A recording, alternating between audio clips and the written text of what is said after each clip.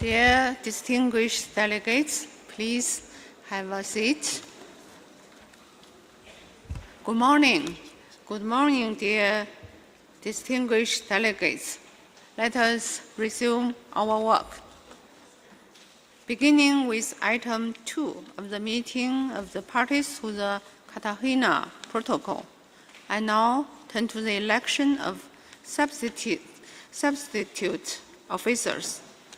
As all the vice presidents elected by the COP are from countries that are also parties to the protocol. The Bureau also serves as the Bureau of the Conference of the Parties, serving as the meeting of the parties to the Cartagena Protocol, and there is no need to elect substitutes. I now adjourn the meeting of COP-MOP-10 and resume the meeting of COP-MOP-4 to the Nagoya Protocol.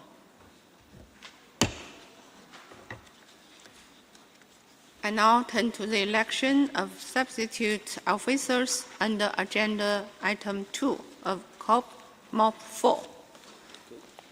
Following the election of vice presidents of the Bureau earlier, the meeting of the parties to the Nagoya Protocol needs to elect substitutes for those newly elected members of the COP Bureau that represent a party to the convention, but not a party to the Nagoya Protocol. Accordingly, the regions concerned have submitted nominations of substitutes as follows. African states, Mr. Mustafa Fouda, Egypt, to submit Mr. Abdurrahman Zeno, Izora, Algeria, for matters relating to the Nagoya Protocol. Eastern European states, Mr. Sino Tahozoda, Tajikistan, to submit Ms. Teona Kachava, Georgia, for matters relating to the Nagoya Protocol. Latin American and Caribbean states, Mr. Gillian Gusari, Jamaica, to be submitted by Mr. Jesus Gura, Cuba, for matters relating to the Nagoya Protocol. Ms. Sanjo Velarde, Colombia, to be substituted by Ms. Corina Sali, Argentina, for matters relating to the Nagoya Protocol. Can we elect these substitutes by acclamation?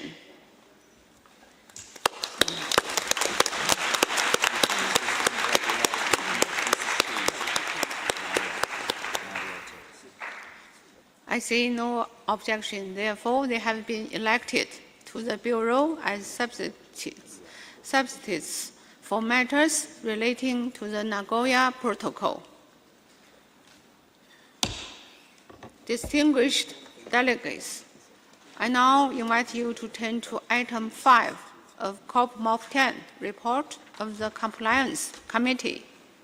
As you will recall, during the second part of its 10th meeting in December 2022, the Conference of the Parties, serving as the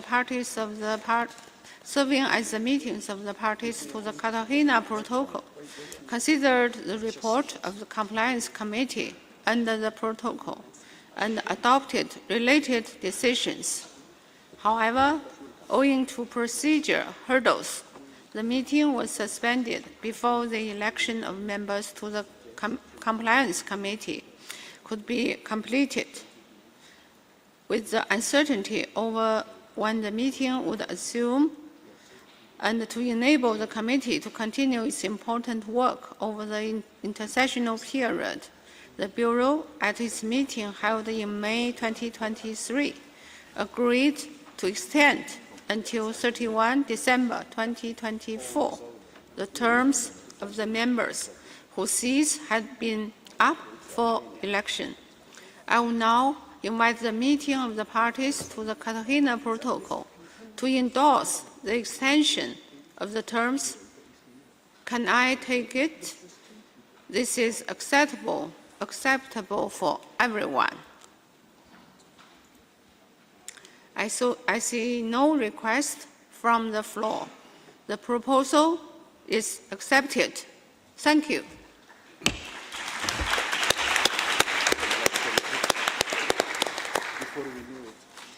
We will now take up item 5 of the CP-MOP-4 report of the Compliance Committee. During the second part of its fourth meeting in December 2022, the Conference of the Parties, serving as the meeting of the parties to Nagoya Protocol, considered the report of the Compliance Committee under the protocol and adopted related decisions. However, owing to procedure hurdles, the meeting was suspended before the election of members to the Compliance Committee and observers from indigenous peoples and local communities could be completed. With the uncertainty over when the meeting would resume and to enable the committee to continue its important work over the intersessional period, the Bureau, at its meeting held in May 2023, agreed to extend until 31 December 2024 the terms of the members and the observers from indigenous peoples and the local communities whose seats had been up for election. I would like to invite the meetings of the parties to the Nagoya Protocol to endorse the extension of the terms. Can I take it? This is acceptable to all of you. I see no request for the floor. The proposal is accepted. Thank you.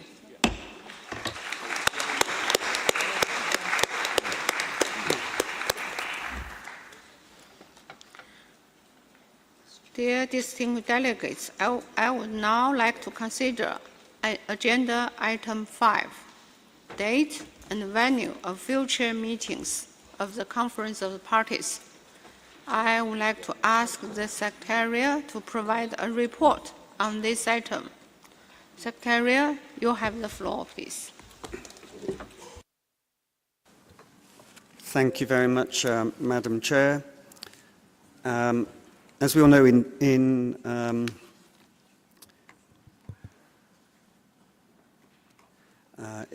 its decision 1333, the Conference of the Parties decided that its 16th meeting, together with the 11th meeting of the Conference of the Parties serving as the meeting of the parties to the Cartagena Protocol, and the 5th meeting of the Conference of the Parties serving as the meeting of the parties to the Nagoya Protocol, would be held in Turkey. However, in July 2023, Turkey informed the Secretariat of its decision to withdraw from hosting and presiding over the 16th meeting, owing to a force majeure situation caused by the terrible earthquakes that had occurred in February 2023. This information was communicated to parties through notification 2023-82, issued on the 31st of July 2023. Following the guidance of the Bureau, the Secretariat has been undertaking consultations with a number of countries with a view of securing an offer as soon as possible. And there are active discussions continuing now with 2 parties, and we're also exploring other options. In the absence of an offer from a party over the next few weeks, the default meeting would be that the meeting would be held in Montreal at the seat of the Secretariat. And of course, the Secretariat is prepared to explore these options. Thank you, Madam Chair.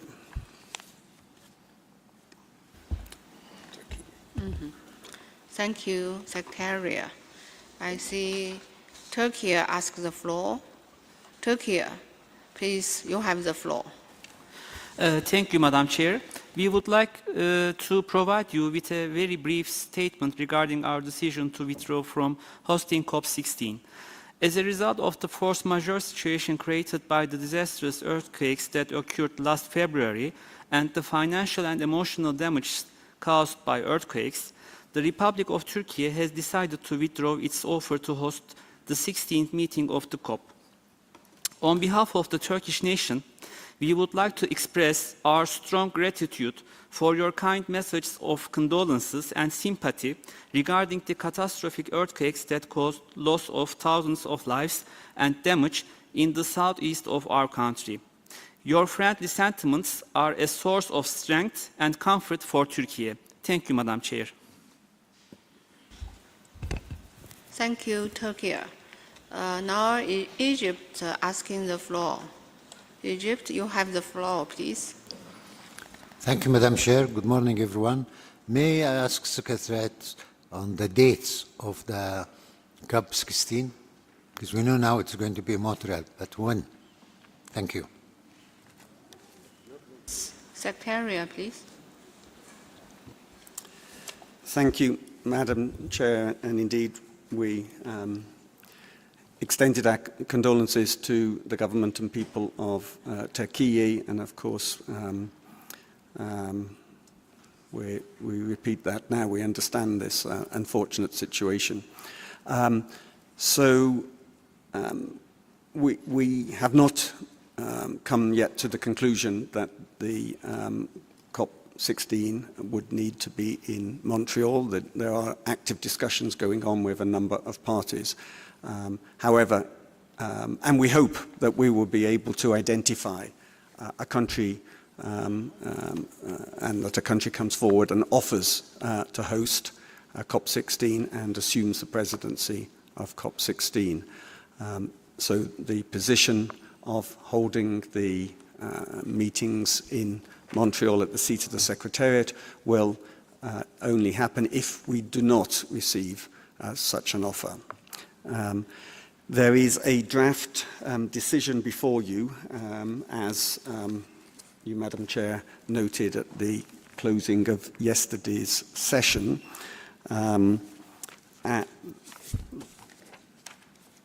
This is L36. You will note that that draft decision recalls the earlier decision made at COP-15. It notes the withdrawal by Turkey. It recalls the notification that the Secretariat issued on the 31st of July 2023, in which we invited parties to submit expressions of interest in hosting the 16th meeting and the concurrent meetings of the protocols as soon as possible. The operative parts of this draft decision would firstly express sympathy and solidarity with the people and government of Turkey, and then secondly request the Executive Secretary to expedite the consultations with parties on the date and venue of the 16th meeting and the concurrent meetings of the protocols, and in the absence of a viable offer from a party by the end of this year, to explore in consultation with the Bureau arrangements to hold the meetings at the seat of the Secretariat.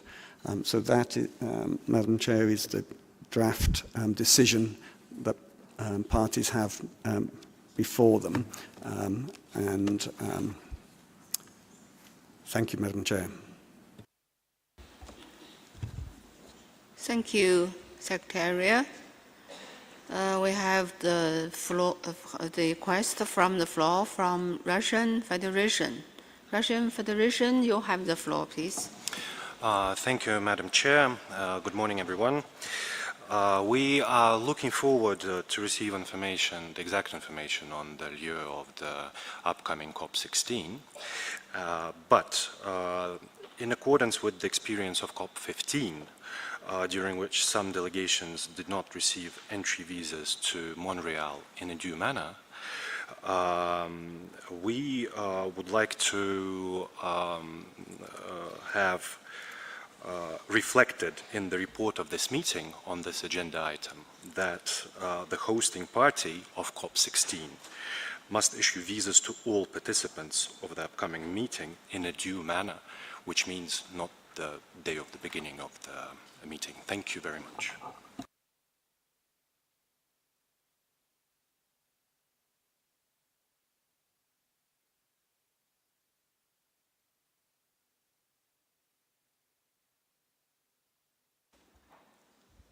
Thank you, Russian Federation.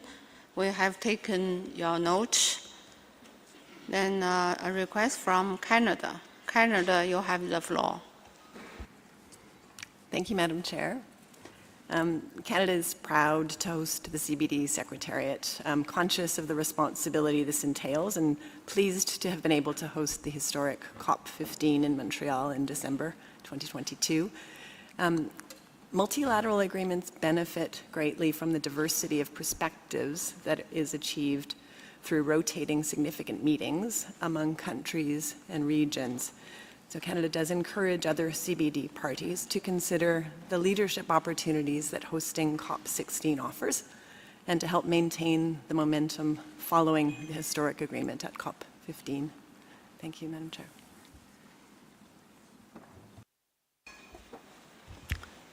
Thank you, Canada, for your comments.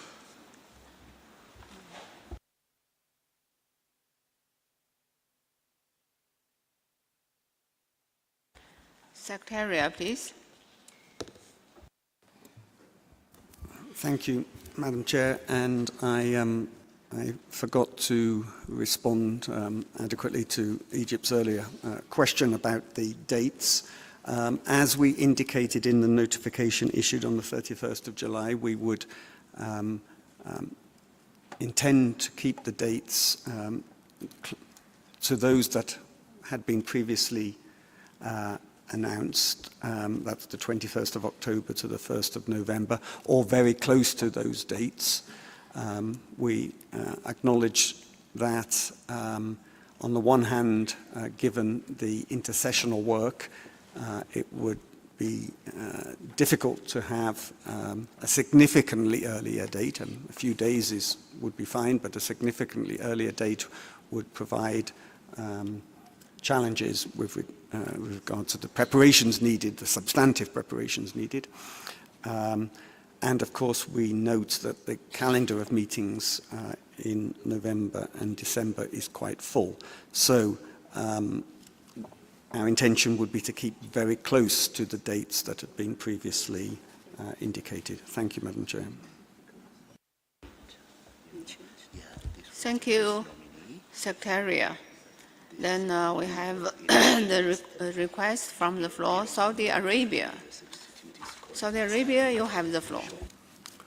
شكرا سيدة الرئيسة. حقيقة أنا أنضم في كلامي مع ما تفضل به ممثل مصر والزملاء الآخرين من أهمية تحديد التاريخ مبكرا وأيضا تحديد الدورة المستضيفة.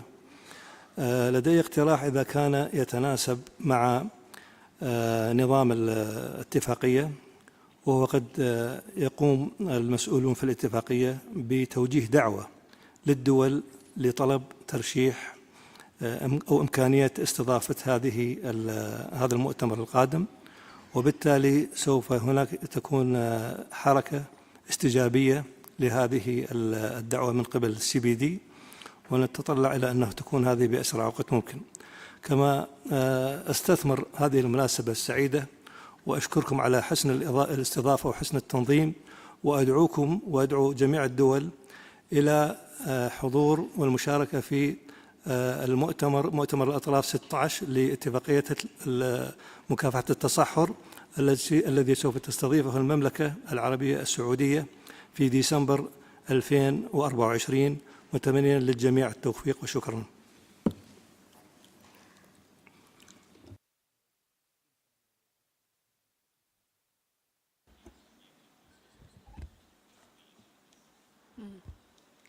Thank you, Saudi Arabia.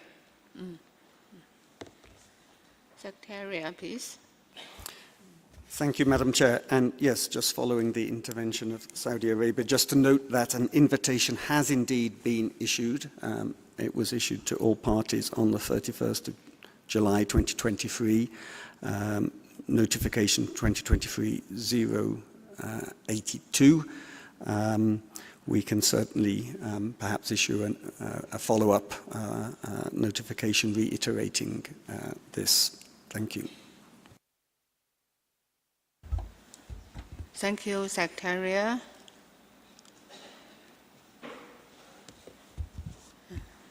I see no request from the floor. I submit the decision contained in document CBD/COP-15/L36 for adoption by the Conference of the Parties. Can we adopt this draft decision? Yes. I see no objection. Thank you. Document is adopted.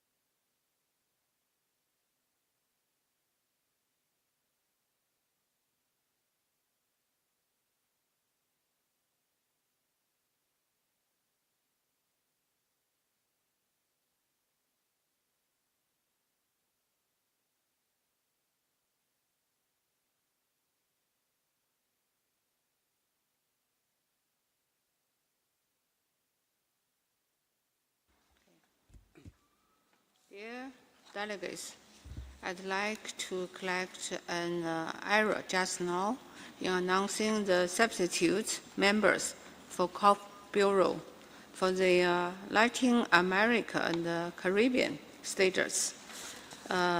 It's Ms. Maria Teresa Ramirez from Colombia to be substituted by Ms. Corina Sali, Argentina, for matters relating to the Nagoya Protocol. So this is an announcement for correcting an error. Thank you for your understanding.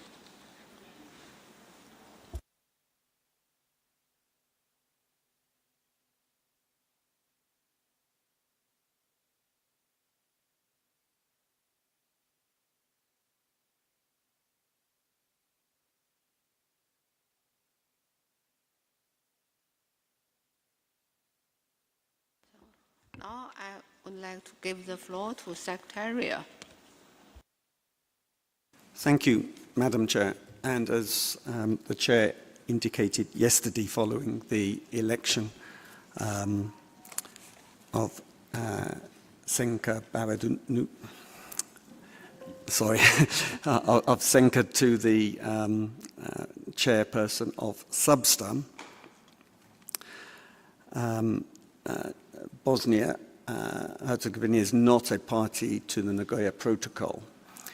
Currently, there are no agenda items to be addressed under the Nagoya Protocol at Substa 26, and we don't therefore anticipate that this would be an issue. However, perhaps for caution, it would be wise to designate one of the other two members of the Subster Bureau from the same region to serve as an alternate or as a substitute if the case would be to arise, which we think is unlikely. This would be a suggestion that the parties may wish to consider, the parties to the Nagoya Protocol may wish to consider. Thank you, Madam Chair.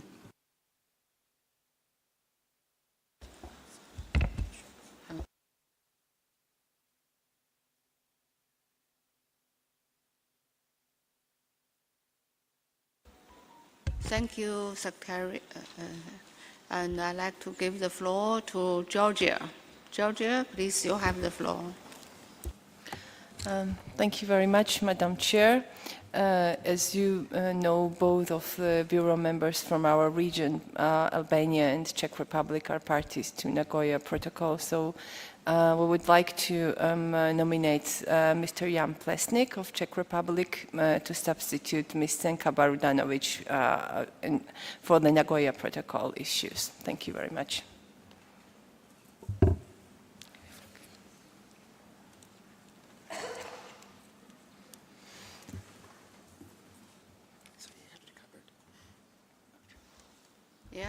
Thank you, Georgia.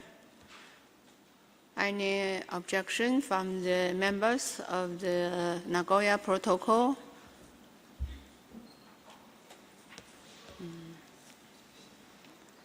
I see no objection, so decided.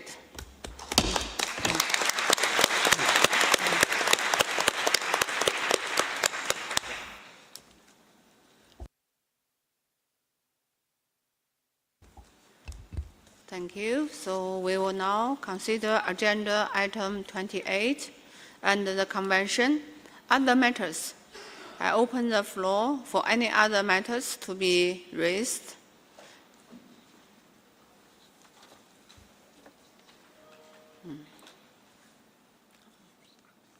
Okay, I see a request from Democratic Republic of the Congo. Congo, please. You have the floor. Merci beaucoup pour la parole, Madame la Présidente. La République démocratique du Congo tient à féliciter la République populaire de Chine pour son engagement, son endurance et sa persévérance dans la présidence à la destinée de la 15e session de la conférence des parties à la Convention sur la diversité biologique, laquelle est, à ce jour, la plus longue de l'histoire de notre chère Convention. De Sharm el-Sheikh en 2018, à Nairobi en 2023, en passant par Kunming en 2021 et Montréal en 2022, le chemin a été long. 5 ans se sont écoulés en effet.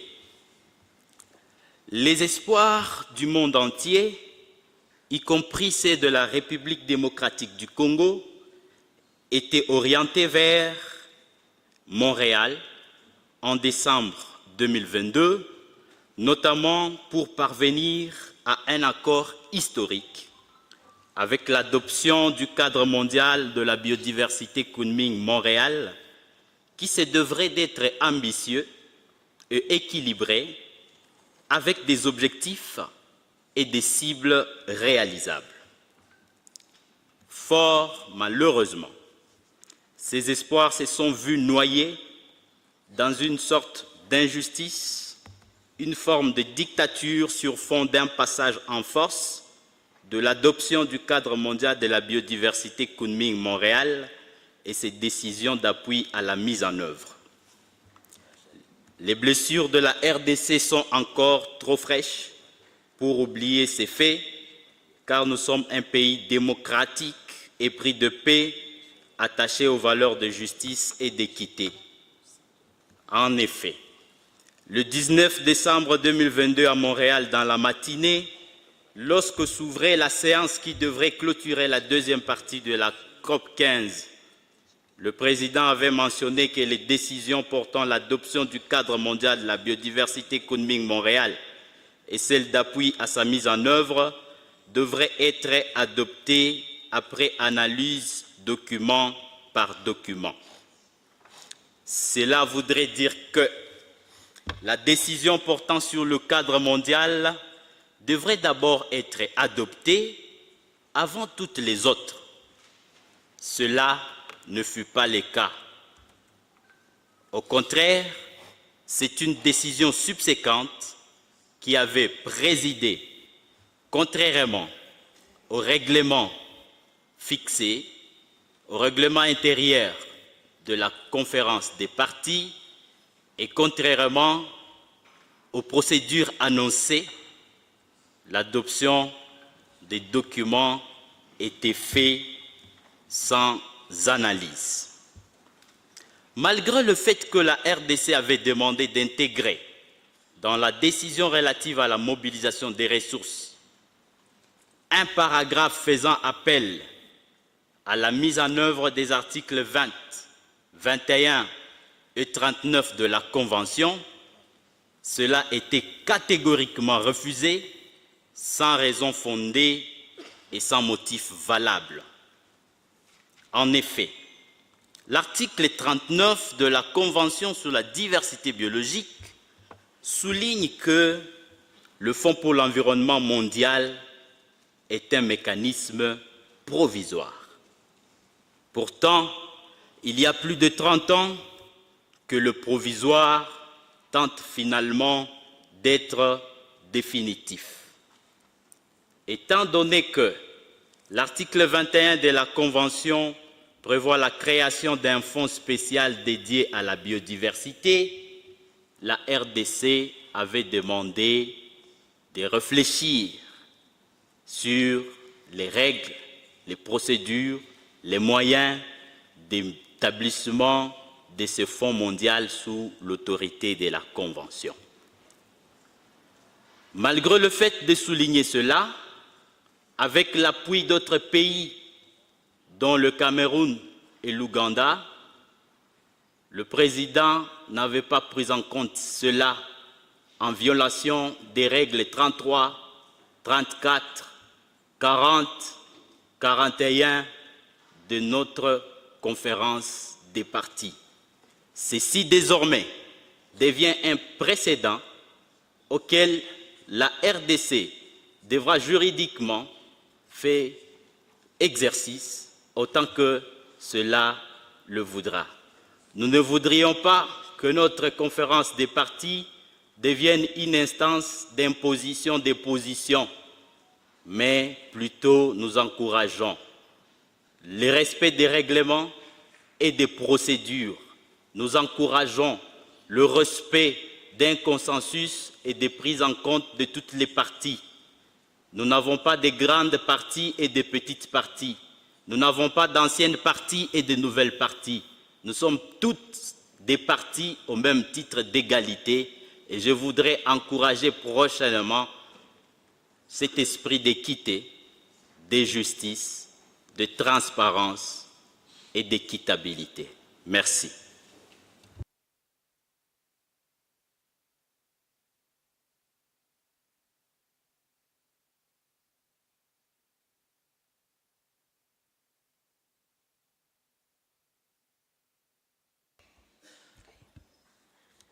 Thank you. Thank you, Democratic Republic of Congo. We have taken note of your comments. Our priority is to implement Kunming Montreal Global Biodiversity Framework. We will ensure that every party will make contribution for this implementation. And thank you again for DRC for their contribution for this GBF. Thank you again. Okay, So I see a request from floor Ukraine. Ukraine, you have the floor, please. Thank you, Madam Chair. First of all, good morning, colleagues. We would like to express the sincere gratitude to the Secretariat for their efforts aimed at preparing this resumed session of COP-15, as well as to the government and people of the Republic of Kenya for their hospitality and readiness to welcome us in their beautiful capital city. This delegation would also like to congratulate the newly elected members of the COP Bureau and Substa Chair. We wish you all the best in your future endeavors. Dear colleagues, as we all witnessed yesterday, the process of the election of the mentioned officers was disturbed by the case of unjustified politicization. The Russian Federation has blocked the election by acclamation of Substa Chair and COP Bureau members from the CEE and VEOG, whose candidates have been agreed by the regional group. Instead of behaving in the spirit of compromise, the mentioned country again showed its disrespect to well-established practices, to the technical nature of the process, and to us, dear colleagues. For this delegation, it was ridiculous to see an attempt of the minion of Kremlin regime to be elected to the position of Substa Chair and COP Bureau member. We are glad that the truth has prevailed and the Russian Federation has lost again. Dear colleagues, while Russian delegation is trying to persuade us that they are worried about environment, the environment of Ukraine and Europe is suffering because of the insane war of aggression of the Russian Federation against Ukraine. Russian war of aggression affected wildlife and natural habitats. The aggressor destroys the habitats of rare species of animals and plants that we have undertaken to protect. This concerns not only Ukraine, but also have negative consequences for wider European region and globally. Millions of hectares of forests were burned by shelling.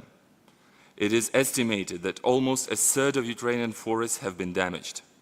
Around 200,000 hectares of our land are contaminated with exploded mines and shells. It will take many years to restore nature habitats, including those of rare and endangered species. More than 2,500 cases of environmental damage caused by the Russian aggressions have already been recorded. The Prosecutor's General Office is investigating 14 cases of ecocide, including 252 cases of environmental war crimes. The destruction of Kakhovka hydroelectric power plant by the Russian occupiers on June 6, 2023 was a war crime of ecocide, an environmental weapon of mass destruction. We call on the international organization, the global environmental protection community, and policymakers to keep this Russian crime of ecocide high on their agenda. Russia's aggression against Ukraine has already cost more than $57 billion in environmental damage.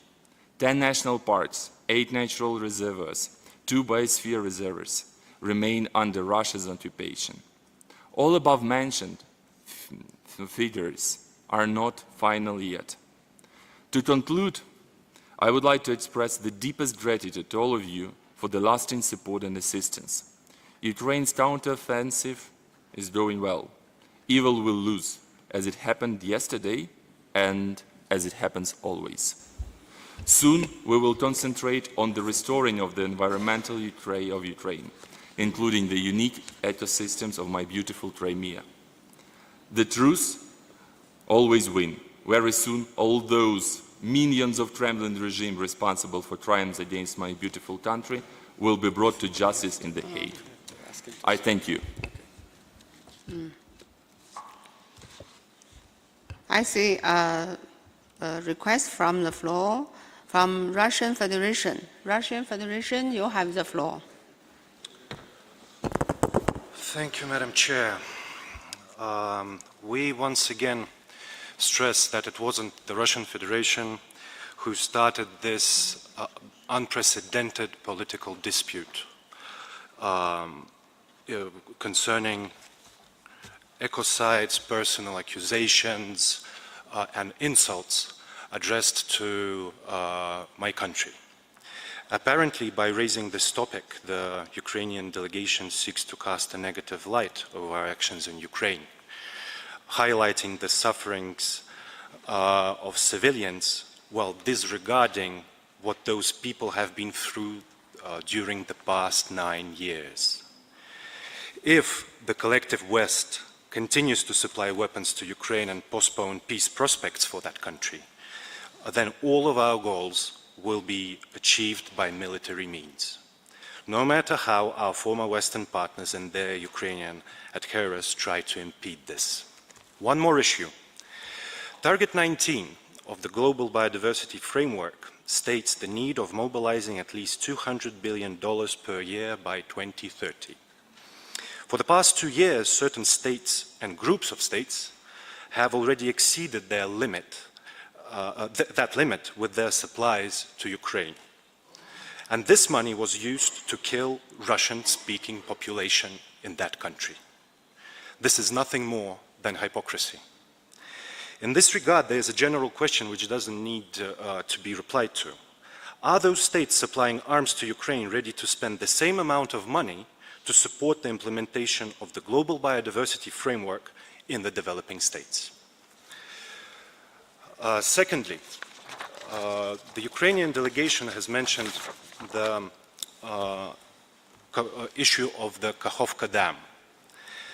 The demolishing of the Kakhovka Dam by the Kiev regime in June 2023 stands out in the long series of its crimes against the environment, as it caused the largest environmental disaster in the region.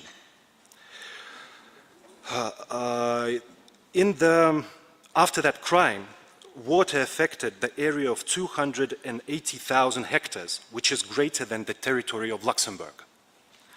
The rapid flooding caused the massive death of species of flora and fauna, including those already under threat in the Lower Dnieper Park, the Kamenskaya Sech and the Great Meadow Nature Reserves.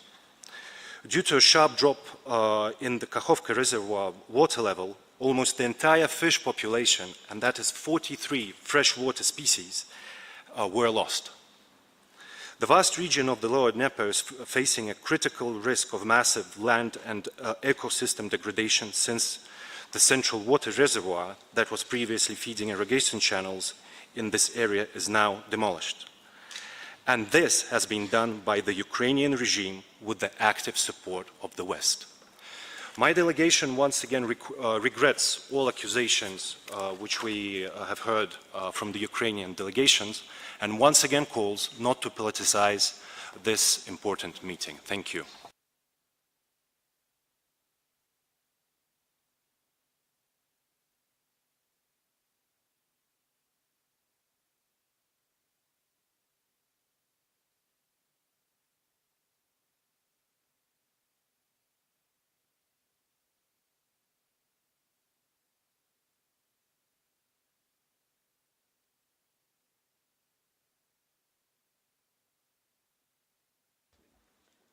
Thank you, Russian Federation. I see Ukraine ask the floor again. Please, Ukraine, limit your speech in 3 minutes. Thank you, Madam Chair. We have asked the floor to exercise our right of reply to the statement of the Russian delegation. We consider the intervention of the Russian delegation as nothing else but the attempt to spread their false propaganda and lies. As usual, their statements and requests have no legal grounds and are worth nothing. Again and again, the minion of Kremlin regime try to disturb our extremely important work. For 20 months, criminal authorities in Moscow have been trying to destroy the unique ecosystem of my country. By their actions, they are creating the largest environmental crisis in modern history. Even more, this cruel and insane regime tries to threaten the entire global community with the nuclear weapons. They want us to give up, to forget about our dreams and goals. They are ready to destroy the entire humanity for only one reason: to create their neo-colonial empire. Hundreds of Ukrainian towns and villages have already been razed to the ground by Russian soldiers. Many rivers were polluted. Entire ecosystems were destroyed. Russian Federation bears responsibility for that. The intervention has shown that illegal Kremlin regime, as always, just do not care about environment, about nature, about our common future. They are worried only about politics, about the justification of their illegal, unprovoked, and unjustified invasion. But it is clear for everybody, there is no place for forced changes of boundaries and imposition of someone's view to sovereign nation in the modern world. Ukraine will never give up. The last thing I would like to add is that soon Russian regime will collapse. As you can see, Russian troops are losing the battlefield. Even Russian citizens are trying to escape from their own country. Entire world knows that Ukraine is fighting for its sovereignty, for the territorial integrity, for freedom and justice. Very soon the truth will prevail, and all those who support illegal Kremlin regime, including those present in the room, will be brought to justice in The Hague. Thank you so much. Thank you, Ukraine. Let's move on to the next item. Russia. Okay. I see Russia Federation asks the floor. Please limit your intervention in 3 minutes. I declare that this is the last intervention between these two countries. Thank you for your cooperation. Russian Federation, you have the floor, please. Thank you, Madam Chair. Once again, everyone sitting here in the room are now witnessing the unprecedented way of politicization of the process by the Ukrainian delegation. The last intervention had nothing to do either with the Convention on Biodiversity or with the agenda items which are under consideration during the second part of the of COP-15. But if this has already started, my delegation has no other option but to reply. So I will continue. Efforts in searching for a peace formula in Ukraine would surely be more effective if Ukrainian nationalists and neo-Nazis were not violating the international humanitarian law by using their people as human shields. Of course, that looks particularly appalling in their attempts of the Kyiv regime and collective West to ignore the criminal offenses that Ukrainian armed forces and nationalist battalions have been committing for years against the people of Donbass. Evidence of international humanitarian law violations by Kyiv and its targeted attacks against civil facilities are multiplying day by day. All these cases with the engagement of civilian objects have happened due to placement of Ukrainian air defense system in residential quarters, the apartment buildings and infrastructural objects, which are time to time hit by rockets of the Ukrainian air defense. In this battle, until the last Ukrainian people are used as cannon meat. This is the case why mothers and wives of the Ukrainian soldiers would address the Russian ombudsperson for human rights and request to keep their loved ones on our territory, on the territory of the Russian Federation, so that they are not made to fight again. Everyone who is sober-minded can see that there are hostilities not just between Russia and Ukraine. All those mercenaries who are now fighting on the side of Ukraine also are not acceptable. Once again,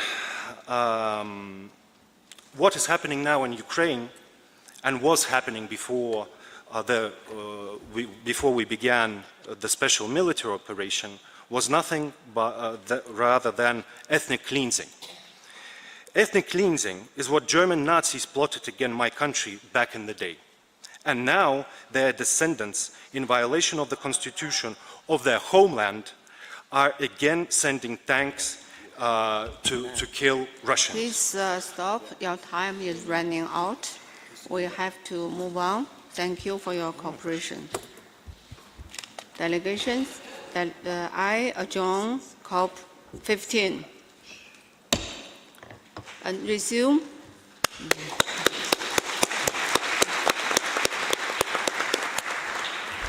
And now resume CP-MOP-10. We will now consider other matters under agenda item 18 of COP-MOP-10 of the Cartagena Protocol. I open the floor for any other matters to be raised. I see no request from the floor. Therefore, we will proceed to the next agenda item. Thank you all. I adjourn COP-MOP-10.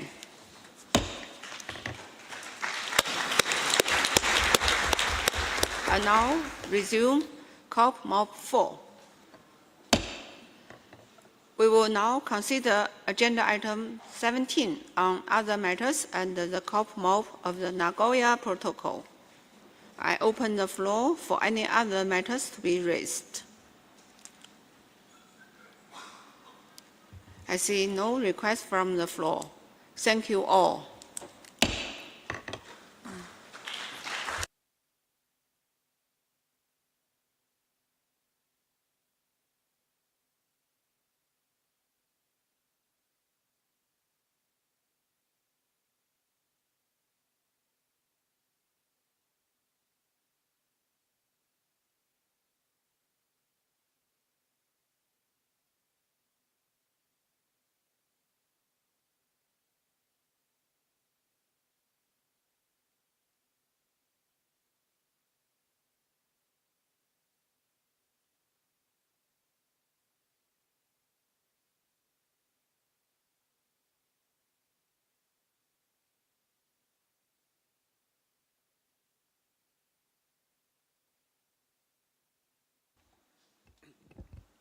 Delegations, here I would like to say that we need to pause for a few minutes. Then we will move on the next item, the adoption of the report. Please sit at your seat for a few minutes. Thank you. Thank you so much.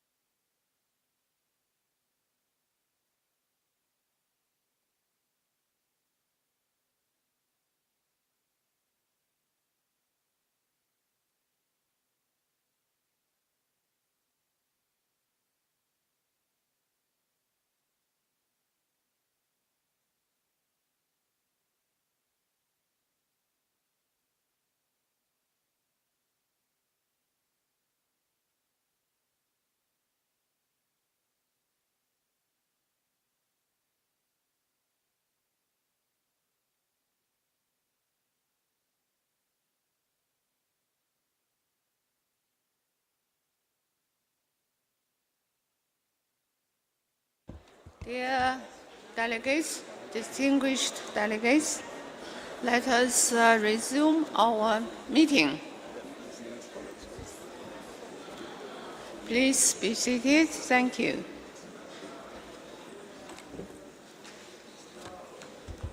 Before we discuss the item adoption of the report, I'd like to give the floor to the Secretariat for some corrections. She said,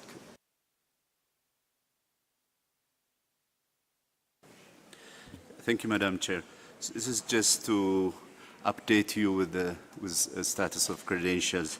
Yesterday, during the course of the first session of the meetings, the Secretariat has received one more credential, and therefore now the number of valid credentials is 134 for the parties represented here, for the parties to the convention, and it's 123 for the parties of the Cartagena Protocol on Biosafety, and 105 for Nagoya Protocol. Thank you, Madam Chair. Thank you, Woku. Then David, please, you take it. Thank you, Madam Chair. So just two corrections to the draft report that is before you. In paragraph 37 of the report, which is on page 6 of the English version, there's an additional name that should not be there. It's a name you'll recognize very much, Mr. Basil Van Have of Canada. So that name should simply be omitted from this list of elections to members of the Bureau. Then there's a minor error on paragraph 72, which refers to, in parenthesis there, a document of the COP-MOP of the Cartagena Protocol. In fact, the reference should be to CBD COP-15 Add 5 Annex 2. It's exactly the same document, actually. It's just the reference to it is incorrect. And in paragraph 178, there is a reference to a contact group co-chaired by Carlos Albuquerque, and the affiliation there should be Portugal in place of European Union. Thank you, Madam Chair. Thank you, David, for those corrections. So let's move on to the next item. Let us continue. Oh, well, I see a request from the floor. Georgia, you have the floor, please. Thank you very much. I would like to refer to the agenda item 2, Organizational Matters, A, Election of Officers, paragraph number 31, which says, explained that the parties of the region had been unable to reach consensus on the nominees and had therefore held a vote which had resulted in the selection of nominees presented. And here we would like to add in the selection of the nominees presented, supported by the overwhelming majority of the region. Thank you very much. Sorry, Georgia, we haven't started going through the meeting report. We need to go through and invite a rapporteur to introduce the document. Thank you for understanding. Okay, I now submit document CBD-NP-MOP-4/L1 Rev 2, which constitutes the draft report of the second part and the resumed second part of the fourth meeting of the Conference of the Parties, serving as the meeting of the parties to the Nagoya Protocol. The document was made available to delegates, and I hope that all of you had a chance to read it. I now invite the rapporteur to introduce the document. Lena, you have the floor, please.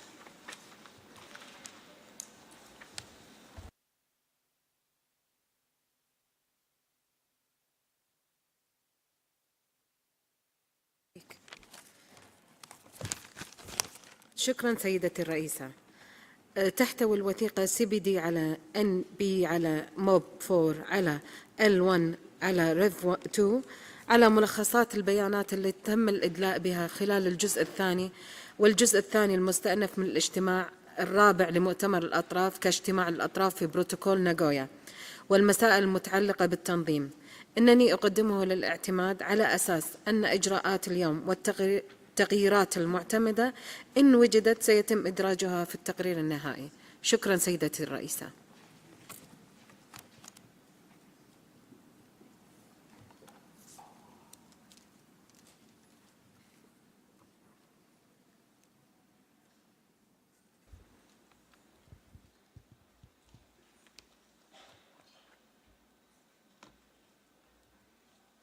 Thank you.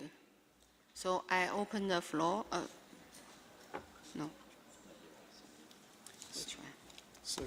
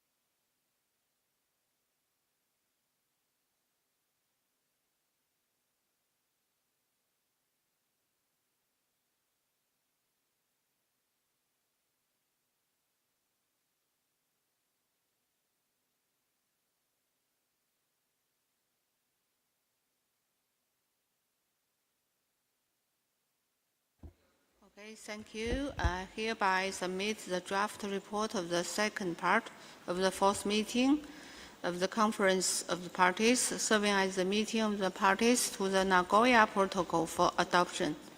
I propose that we review the report section by section.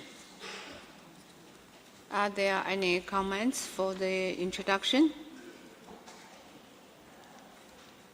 Are there any comments for the B attendance?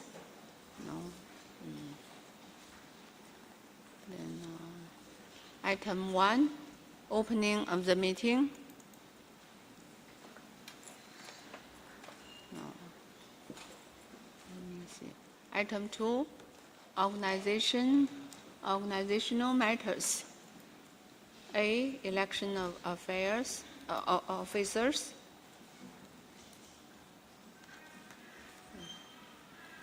Georgia.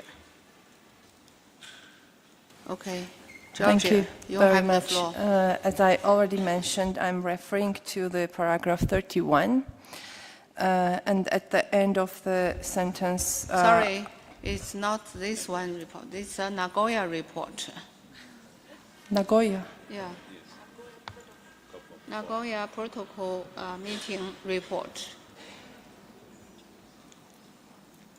So this is CBD-NP-MOP-4 L1 Rev 2. It's the version that has been available on the website for many months. It was finalized, and there is no update to this report given that we had not addressed election of officers and other matters under the protocols until just now, this morning. Of course, as the rapporteur has already indicated, this report will be finalized with the proceedings of today's meetings as far as they apply to the Nagoya Protocol and the work of MOP-4. Thank you. Thank you. So we go through the report. Then C, organizational of work. Then let me see. Item 3, report on the credentials.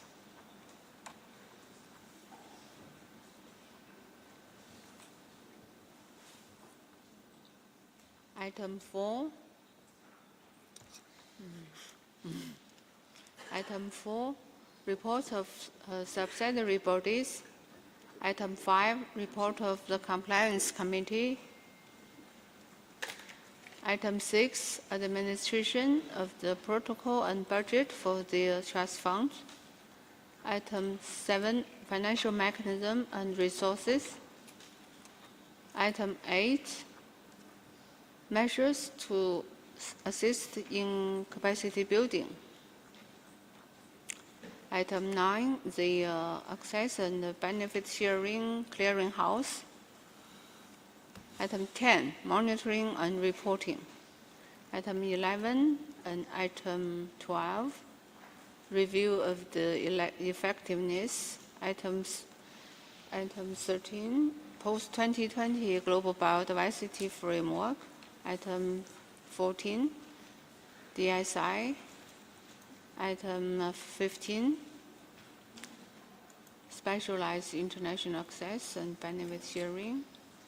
Item 16, global multilateral benefit sharing mechanism. Item 17, other matters. And item 18 and 19, closure of the meeting. Are there any comments?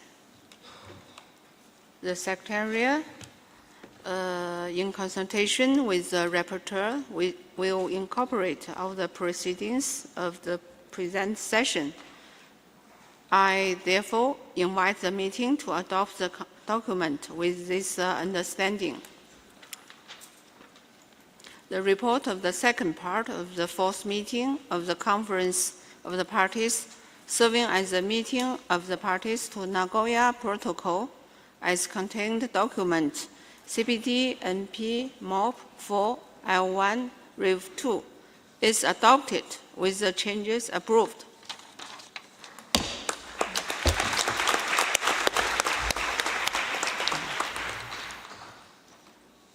Thank you. As usual, the edit report will be reviewed by the rapporteur for clearance before it is released. I now adjourn COP-MOP-4 and resume COP-MOP-10. I now submit document CBD/CP/MOP/10/L1 Rev 2, which constitutes the draft report of the second part and resume the second part of the 10th meeting of the COP-MOP of the Cartagena Protocol.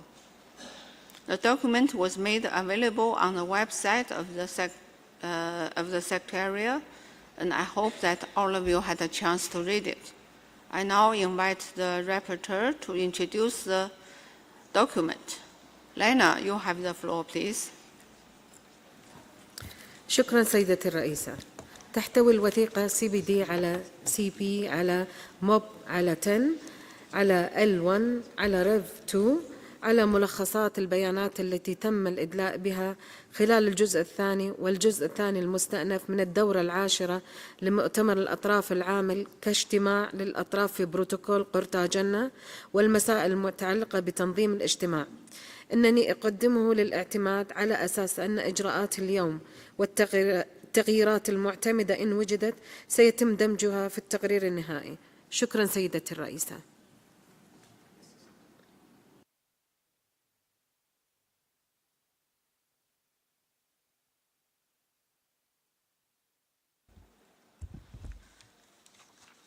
Thank you, Lina.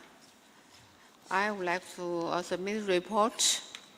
And are there any comments for the report?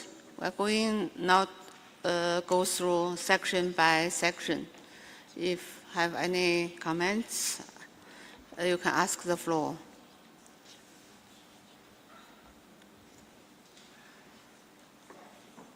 I see no comments. The Secretariat, in consultation with the Rapporteur, will incorporate all the changes approved by the meeting. I therefore request the meeting to adopt the meeting as contained in document CBD-MOP-10 L1 Rev 2 with this understanding. The report of the second part of the 10th meeting of the Conference of the Parties serving as the meeting of the parties to the Cartagena Protocol is adopted with changes approved. Thank you.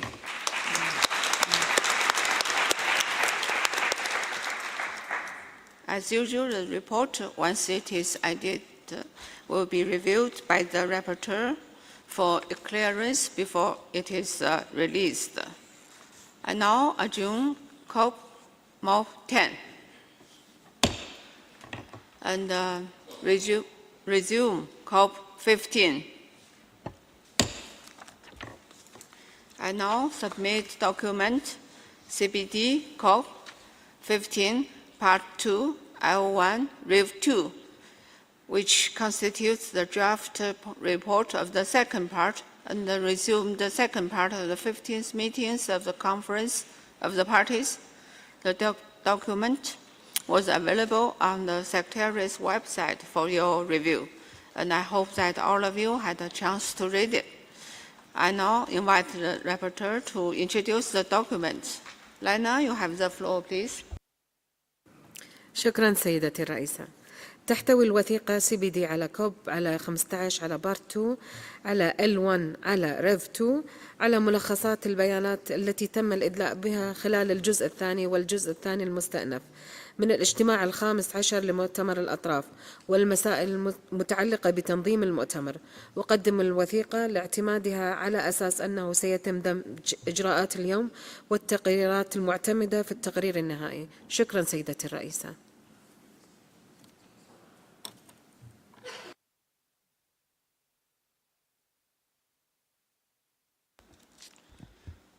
Thank you, Lina. I hereby submit the draft report of the second part and resume the second part of the 15th meeting of the Conference of Parties as contained in document CBD COP-15 Part 2 L1 Rev 2 for consideration and adoption. I propose that we review section by section. Are there any comments on page 1, introduction?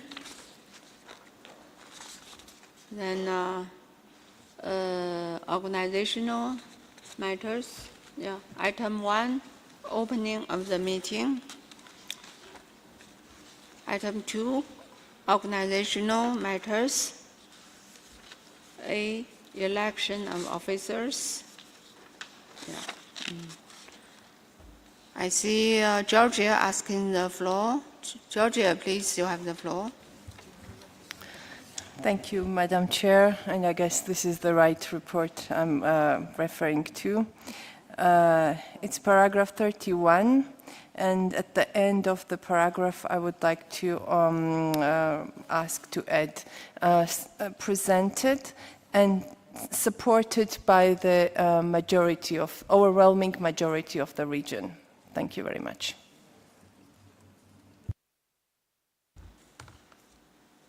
Thank you. I see a request from Russian Federation. You have the floor. Thank you, Madam Chair. On the same paragraph, we in fact have a different proposal. We suggest that this paragraph be stopped at the third line after the world had been unable to reach consensus on the nominees. And I suggest that we put a full stop here and delete the rest of the paragraph, because this is a report which actually and the details that have been provided by Georgia are not relevant to this exercise. What we need is that there was a clear absence of consensus in the group, and therefore there were competing nominations presented. But, and it will be shorter and clearer. And this is our proposal. If I may proceed with the next paragraph, is paragraph 32. It says that the representative of the Russian Federation opposed some of the nominations and requested that the vote by secret ballot be held. Then we suggest that we delete the words subject to a quorum of 2/3 of the parties to the convention, and leave on and proceed further. The by secret ballot be held in accordance with the rules of procedure for the meetings of the conference of the parties to the convention. The reasoning is basically the same, to avoid unnecessary detailing, and so that because we asked for a vote in accordance with the rules of procedure, and that's it, and it was held. So we suggest to delete everything, that a vote by secret ballot be held until in accordance with the rules of procedure. That's it. Thank you. Thank you, Russian Federation. Now I invite Georgia take the floor. Thank you very much. Concerning from the reflection of the Russian Federation on the paragraph 31, what I would like to mention is that this paragraph summarizes what was outlined in the statement. Therefore, what I requested to add, this was included in my statement. Therefore, it is like quite sensible to add. And concerning paragraph 32, as far as I remember, this paragraph mentioning a quorum was also mentioned in the statement of the Russian Federation. Thank you very much. Thank you. Then Spain, take the floor, please. Muchas gracias, señora presidenta. En el día de ayer, tras la objeción mostrada por una parte al candidato propuesto por la Unión Europea en la mesa de la COP y la petición de dicha parte de realizar una votación secreta sobre dicho candidato nominado por la Unión Europea, España, en nombre de la Unión Europea y sus Estados miembros, realizó una intervención en la que indicábamos que dicha votación era una pérdida de tiempo y de valiosos recursos, puesto que todos sabíamos, conforme a las reglas del procedimiento, que el candidato de la Unión Europea sería en cualquier caso elegido, como resultó en efecto. Por tanto, nos gustaría que la intervención que realizamos en el día de ayer en este punto quede reflejada en el informe de la reunión. Muchas gracias, señora presidenta.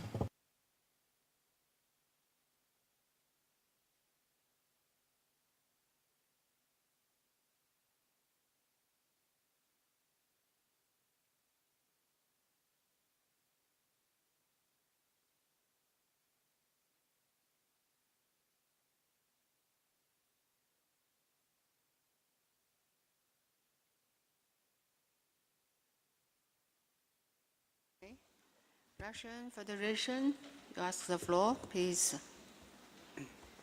Thank you.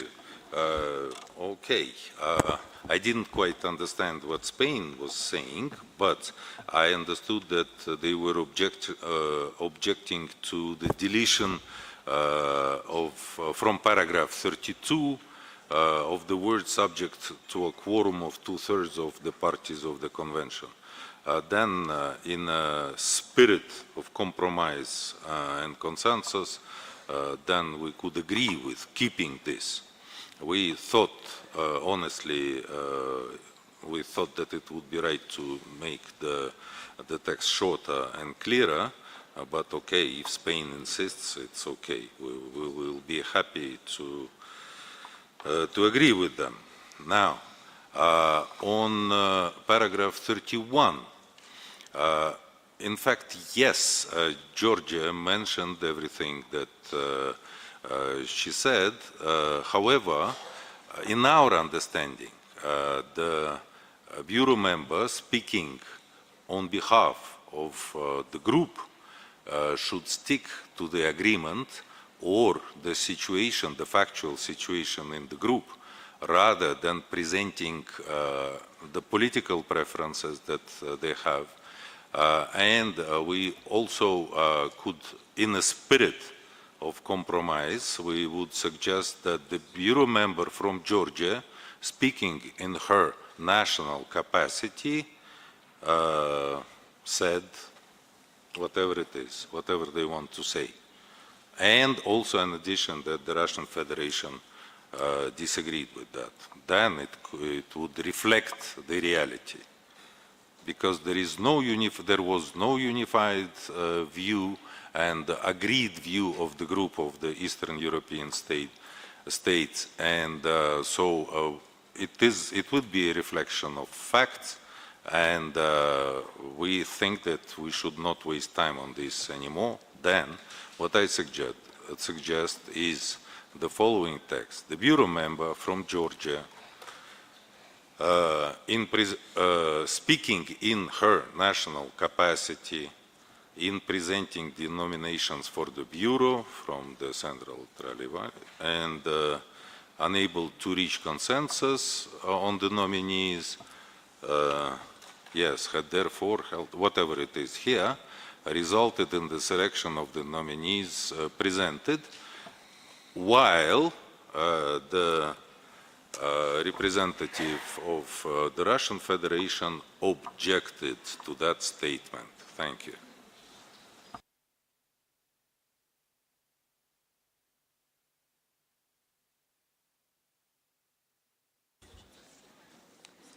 Thank you.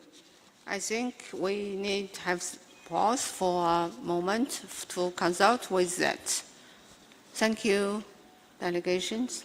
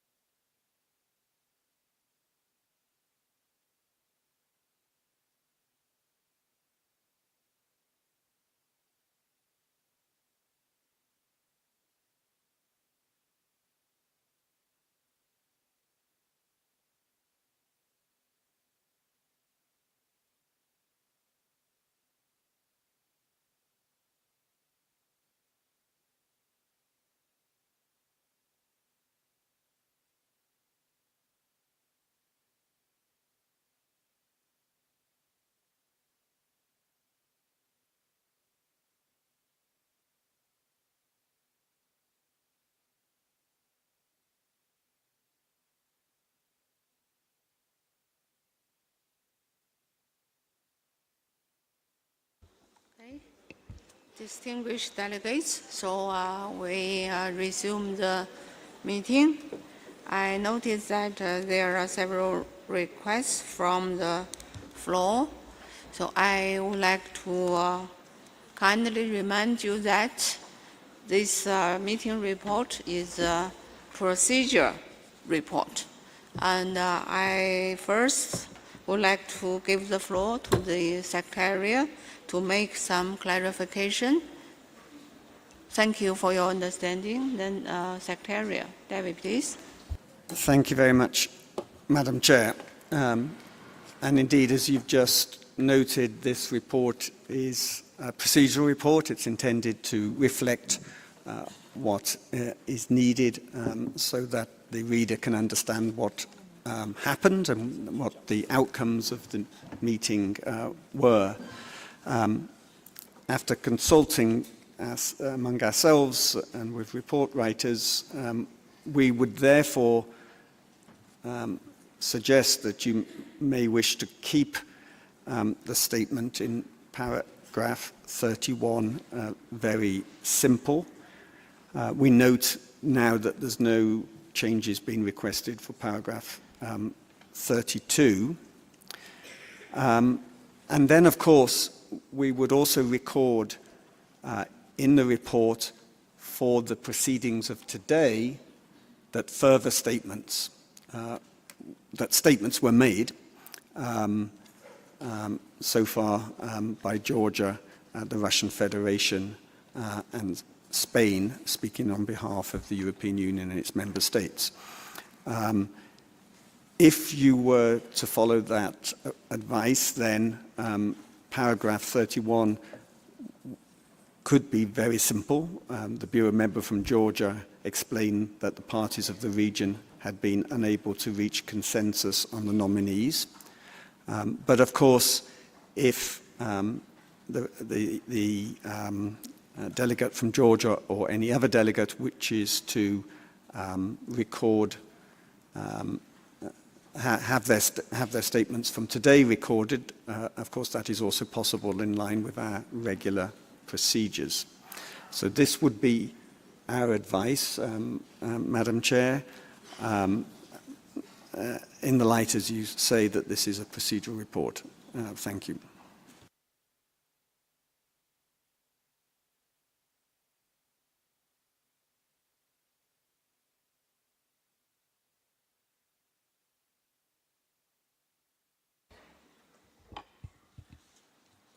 Thank you very much, Secretariat, for your advice. So I hope that the delegates can understand that the meeting report is a procedure report. And I note that there are several requests from the floor. Spain, you take the floor, please. Muchas gracias, señora presidenta, y gracias a la Secretaría por las explicaciones. Simplemente para asegurarnos de que vaya a quedar correctamente reflejado, quisiera aclarar que mi intervención no se refería al párrafo 31 ni 32, ni ninguna de las propuestas que se han hecho, sino que probablemente encajaría mejor en el párrafo 38 o en torno a este, y que en efecto lo que pedimos es que quede reflejado que en el día de ayer, en este punto del orden del día, hicimos una intervención al respecto, así como el contenido de esta intervención, en el que poníamos de manifiesto que una votación sobre el candidato nominado por la Unión Europea no tenía sentido y solo iba a suponer una pérdida de tiempo, puesto que el resultado era conocido de antemano. Gracias de acuerdo con por la aplicación de las normas de procedimiento. Gracias, señora presidenta.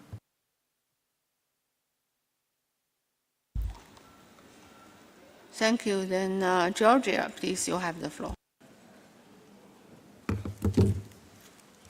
Thank you very much. First of all, what I would like to reflect is that the statement that was made in Montreal was on behalf of the region, that was not the national statement. Also, that also could be checked that there was no political statement at all, and the statement was already referring to the process of the election and numbers. And the statement was also outlining the factual information.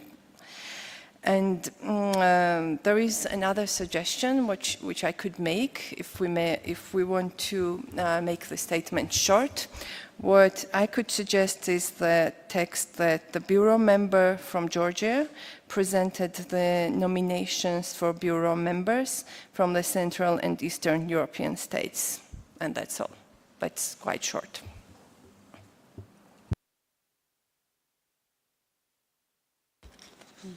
Thank you, Georgia. Then please check, you have the floor. Thank you, Madam Chair, and just very shortly to support what just being presented by the representative of Georgia, and we just reiterate that the statement made during this agenda item was on behalf of the clear majority of the region and stick to factual things. So we just support the proposal made by Georgia to keep this sentence very, very short and limit to just what was proposed by Georgia. Thank you very much.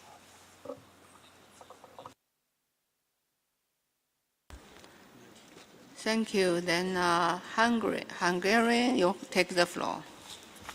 Thank you very much, Madam President. We would just like to echo what was said by the Czech Republic and support the statement made by Georgia on behalf of our region. Thank you.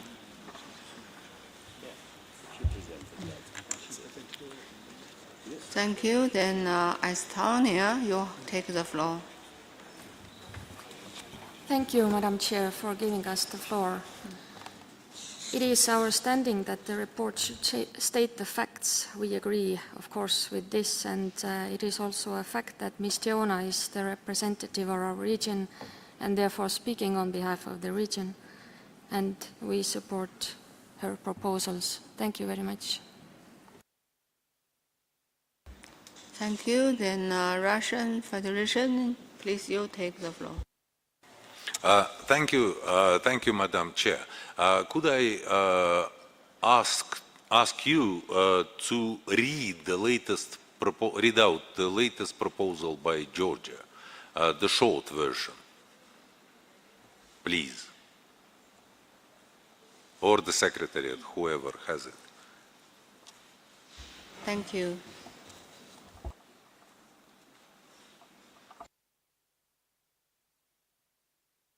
The Secretariat, please. Yeah, thank you, Madam Chair. So this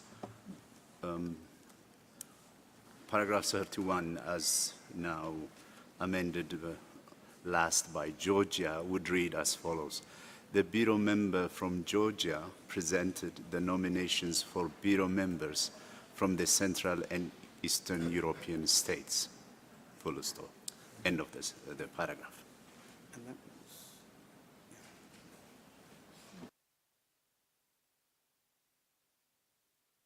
Russian Federation. Thank you. I think that at this moment we can thank Georgia for this proposal and indicate that we are okay with that. Thank you. Thank you, Russian Federation, for your cooperation. Okay, then let's move on.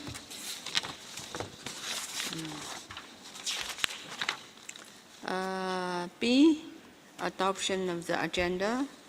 C, organization of work.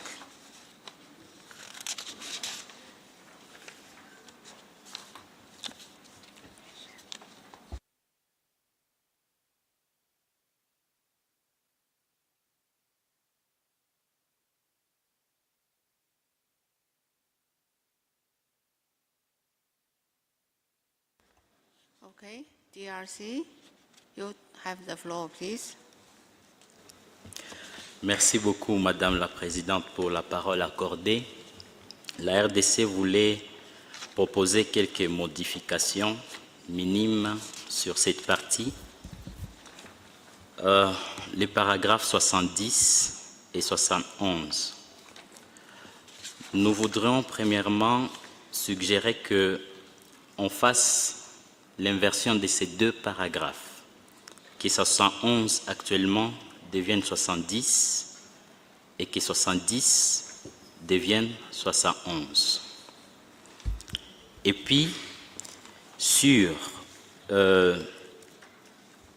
71 actuellement, à la fin,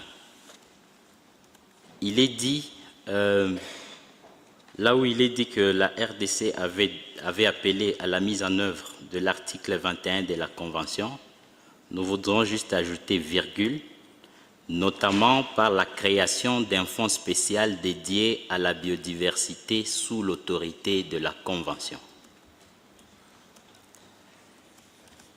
Et pour revenir finalement au paragraphe 70, nous voudrions proposer ceci parce que justement c'est ce qui était dit et c'est ce qui était passé à Montréal. Juste revenir sur les faits. Le paragraphe 70, l'Ouganda avait demandé d'insérer dans le PV de cette réunion que plusieurs parties n'étaient pas d'accord avec la procédure proposée pour adopter les documents mentionnés au paragraphe 68. Si nous acceptons l'insertion de ces petites modifications, la RDC pouvait aller avec. Merci.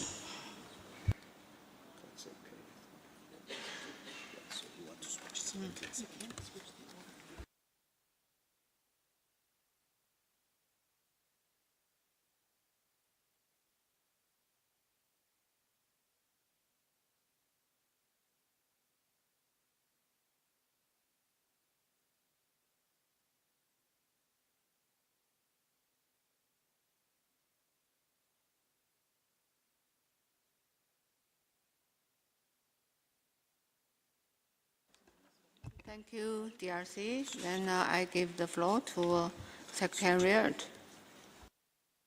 Thank you, Madam Chair. We note the additions to paragraph 71. We note the suggestion to amend paragraph 70, which was, however, referring to a statement made by Uganda.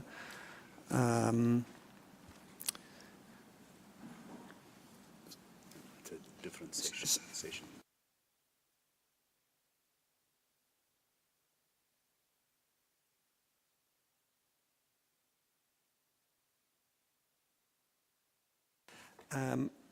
I just note a difficulty in reversing the order because the existing paragraph 70 is referring to a statement made at the 4th plenary session on the 19th, whereas the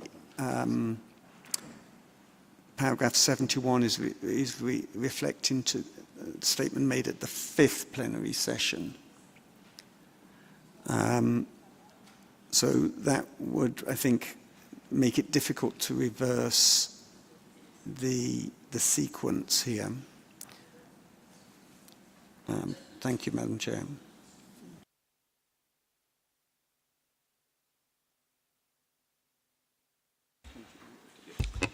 Thank you, David.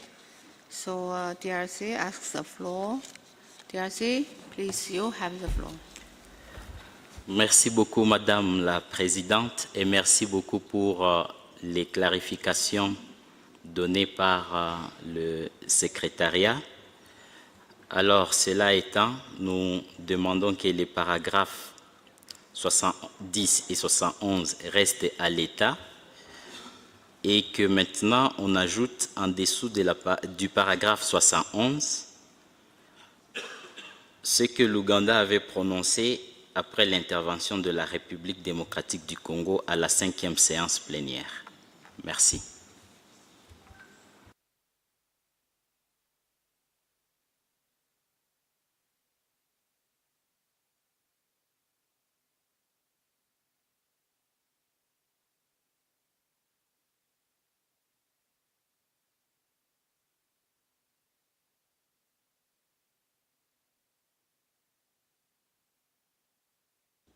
Thank you, DRC. We need to pause for a few moments.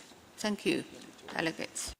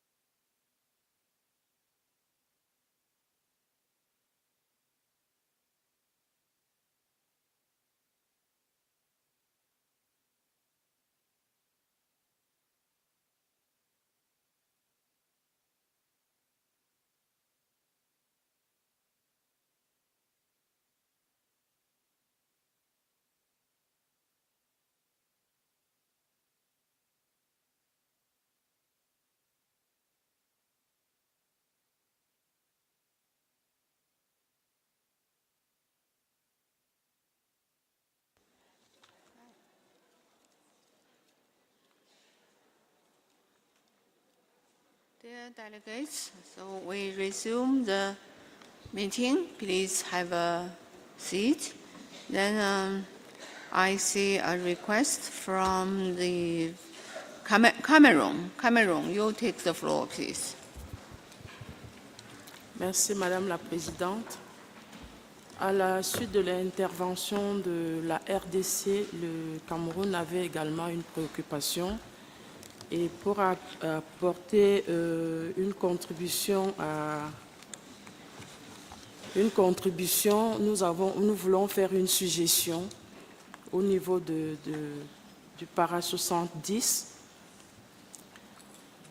pour dire qu'à la suite de l'intervention de la République démocratique du Congo, le Cameroun et l'Ouganda, parce qu'effectivement le Cameroun était intervenu également pour marquer le passage en force qui avait été fait, et on souhaiterait avoir cette proposition pour qu'on puisse se retrouver dans la déclaration faite. Donc ça pourra donc faire à partir le para 70, following the intervention of DRC, Cameroon and Uganda, and the rest no change.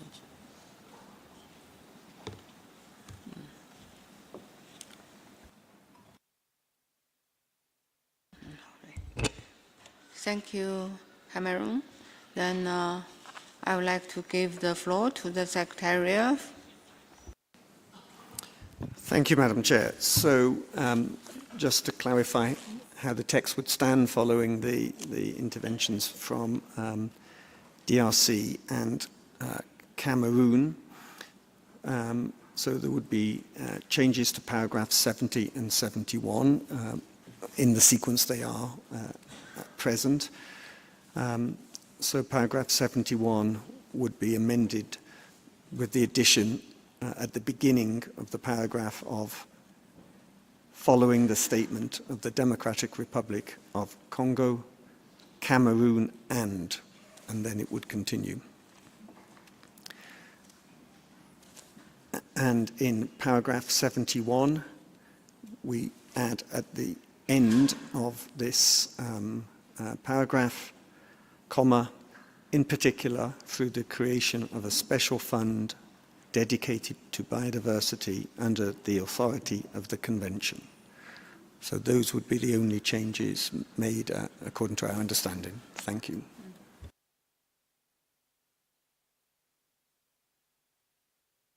Okay. Thank you, David. Thank you for your advice. And so we have the amendment of 70 and 71 paragraph. Then we move on. Item 3, report on the credentials. Item 4, pending issues. Item 5, date and venue. Then item 6, reports of intersessional and regional meetings. Item 7, administration. Let's see, item 8. Item 9, the post-2020 Global Biodiversity Framework. Item 10.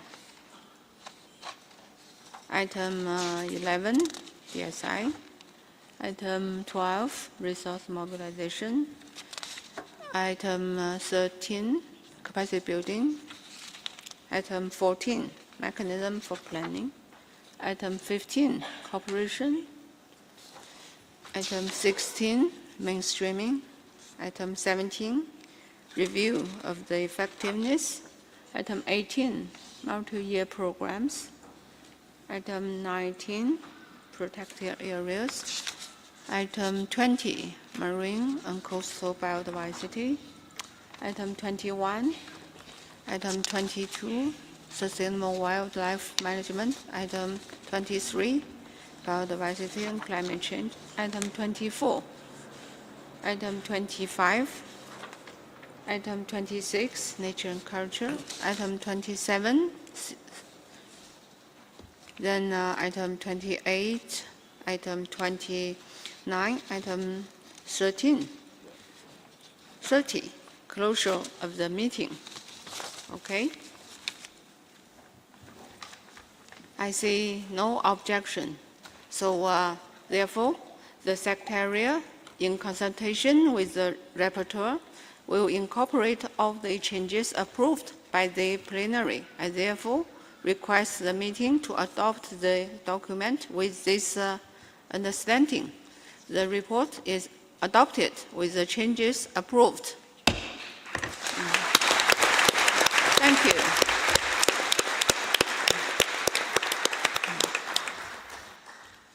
Thank you. As usual, the edited report will be reviewed by the Rapporteur for clearance before it is released.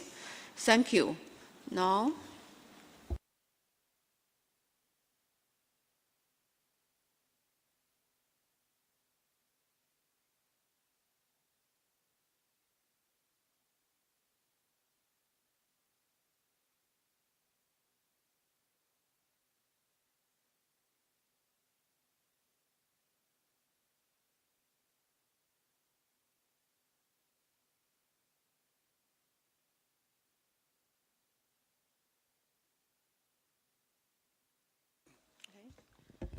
thank you, distinguished delegates. I now adjourn COP-15 and resume the joint plenary. Dear delegates, we now move to the closure of the meetings. I now invite the Acting Executive Secretariat, Mr. David Cooper, to make some closing remarks. David, you have the floor. Thank you very much, Madam Chair. Here in Kenya today is Mashujaa Day, Swahili for Heroes Day. It's a public holiday marking and to honor all those involved in the collective struggle for Kenyan independence. So we wish all our Kenyan colleagues happy Mashujaa Day. I would like to again thank everyone that has made these resumed meetings possible. Everyone here working behind the scenes. Maybe before that, I'd just like to acknowledge all the efforts of you delegates and your colleagues in being here, in getting your credentials in order, and in successfully participating in this meeting. We know that was a big effort. And also, I think we've set the bar high, actually, for our future meetings. It shows that if we try, we can get credentials in order ready at the beginning of the meeting, and we will hope that we can maintain this practice going forward. But I'd also really like to thank here especially my colleagues in the Secretariat, in the legal team, but also in the registration team, and those in the administration unit supporting the arrangements, supporting the travel arrangements for those delegates that were sponsored, to get all of this together so that we could get everyone here was a major exercise, and I really, I think on behalf of all of us, want to express our appreciation to them.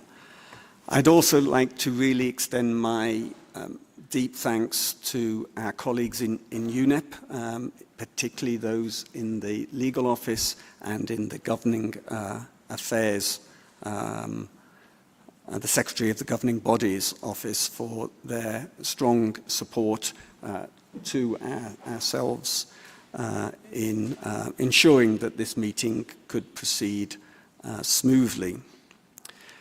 Of course, I'd also like to thank the interpreters, the translators, the report writers, all the technical support staff, the security services, the caterers, the cleaning staff, everyone that has helped ensure that we can work here effectively. I'd also really like to express our appreciation again to our hosts and to Kenyans for their kindness and hospitality.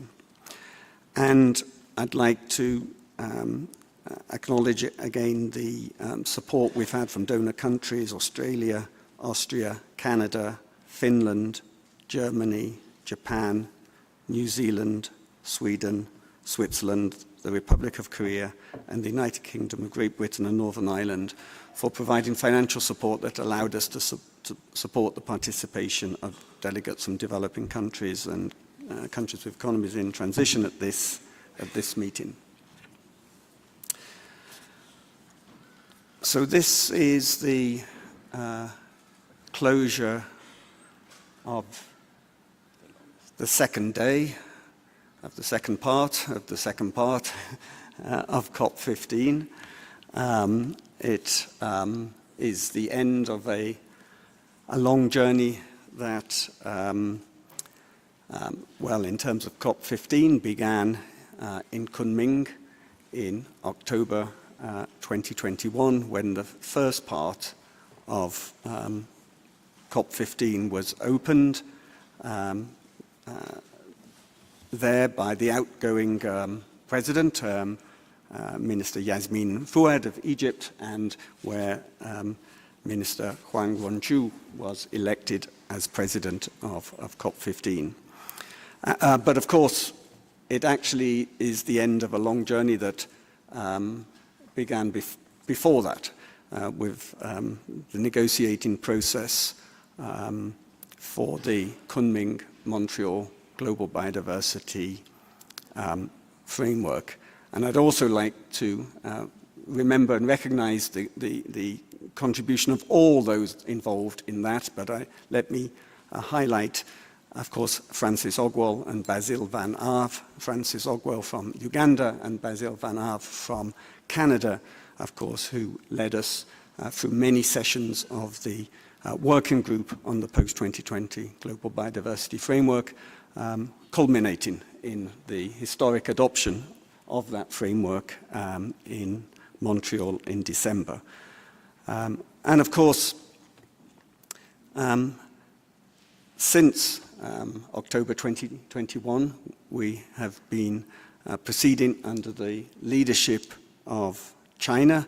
I hope, Madam Chair, you will again transmit our great appreciation to Minister Huang Wenchu and to all the team and all of your colleagues for the amazing support, amazing leadership that helped prepare the historic agreement in Montreal, helped secure adoption of that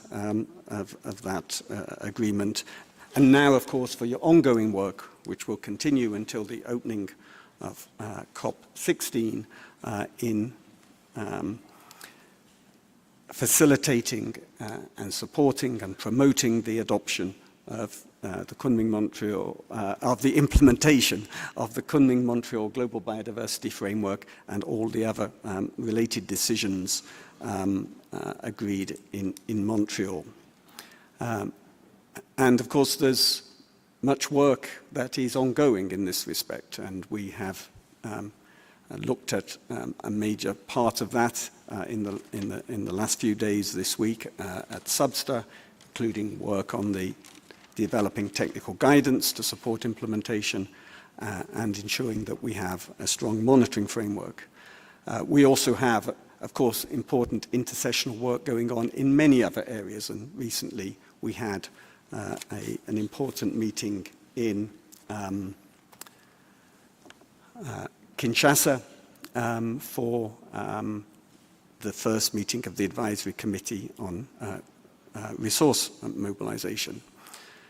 We are now busy, of course, preparing for the upcoming meetings in a few weeks' time in Geneva on digital sequence information and on Article 8J and related issues. And of course, there's important work of SBI. I would really also like to thank the outgoing Bureau for all of the incredible support during this 5 years. And of course look forward to working with the new incoming Bureau. And of course, we mustn't forget the heroic efforts of Canada and of Minister Stephen Guilbeault in being able to host us in Montreal at very short notice and in contributing to a successful outcome. And I'd also like to pay tribute to the ongoing efforts of Minister Guilbeault and of Canada in promoting implementation of the new framework and support for the establishment of the Global Biodiversity Framework Fund. We have a lot of work ahead of us. We are very conscious that all the parties are now very busy aligning their national targets with those of the framework, updating the national biodiversity strategies and action plans. The Secretariat, together with our partners in UNEP, in UNDP, and in other parts of the UN system, and with other partners, will continue to do what we can to support those efforts going forward.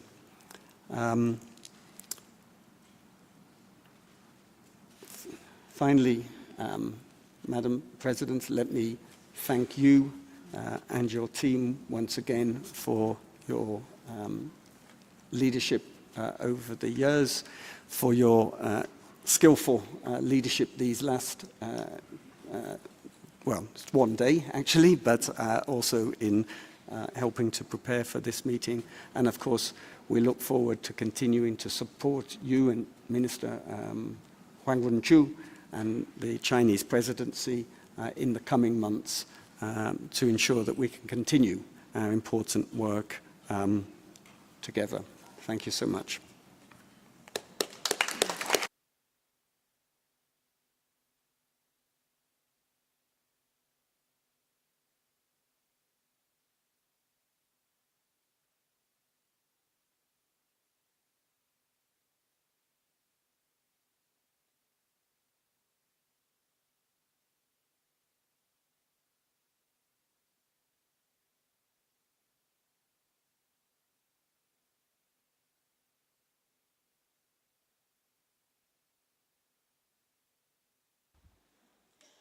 Thank you, David, for your warm and inspiring remarks, and thank you for your excellent team. I now give the floor for a short statement by representative of the regional groups. Okay. First of all, I'd like to invite Antigua Barbuda to take the floor. Thank you. Thank you, Madam President. I would like to address the plenary on behalf of the 33 parties of the GULAC region. Distinguished delegates, dear colleagues, we have finally arrived at the end of COP-15, and we have to say, what a journey. These 5 years have probably constituted the most challenging intersessional process that the CBD has ever experienced. The complex issues under negotiation, the COVID pandemic, the virtual sessions, the postponement of COP-15, the organization of 3 additional meetings of the working group, an informal advisory group, the suspension of COP and resumption of COP, these have all been unprecedented situations. But despite all their friends, we have the Kunming-Montreal Global Biodiversity Framework. We set off in 2018 with the commitment to provide an urgent answer to the loss of nature. And we believe that we have crafted a package of decisions that provide the most balanced path to halt and reverse biodiversity loss, as well as for sustainable use of biodiversity. The framework is an ambitious guide to promote the conservation of biodiversity, its sustainable use, and the fair and equitable sharing of benefits arising out of the use of genetic resources and its derivatives, including digital sequence information. It is a transformative agenda that will contribute to the implementation of the Convention in the Latin American and Caribbean countries and advance sustainable development. The full implementation of decisions on resource mobilization and capacity building and development will be key to ensure that the framework is more than words on a paper. We need to work hard in the intersessional process and in COP-16, including the final stages, to operationalize the 2024, the Global Biodiversity Framework Fund under GEF as a quick start solution and the completion of the full mandate of the resource mobilization decision. We call on developed countries to deliver on their differentiated responsibilities in this regard in line with Articles 20 and 21. GRULAC will continue our commitment for further discussions of the monitoring framework and the decision of planning, monitoring, reporting, and review, as well as their implementation. The agreement that the benefits from the use of digital sequence information on genetic resources and their derivatives should be shared fairly and equitably is a landmark of COP-15. GRULAC will actively engage in the intersessional process, in the development of the multilateral mechanism, with consideration of other policy options for the sharing of benefits from the use of DSI in a fair and equitable way, including a global fund. GRULAC will continue working towards the alignment of our NBSAPs to that of the Kunming-Montreal GBF as we move toward COP-16, defending the spirit of consensus, a strong multilateralism and inclusive work, characteristics that will ensure the role of the Convention on biological diversity as the main global platform for nature and people. The main task lies ahead of us.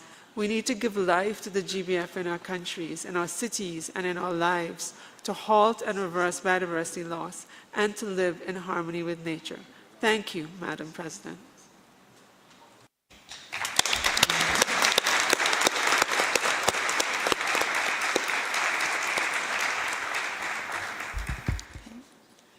Thank you.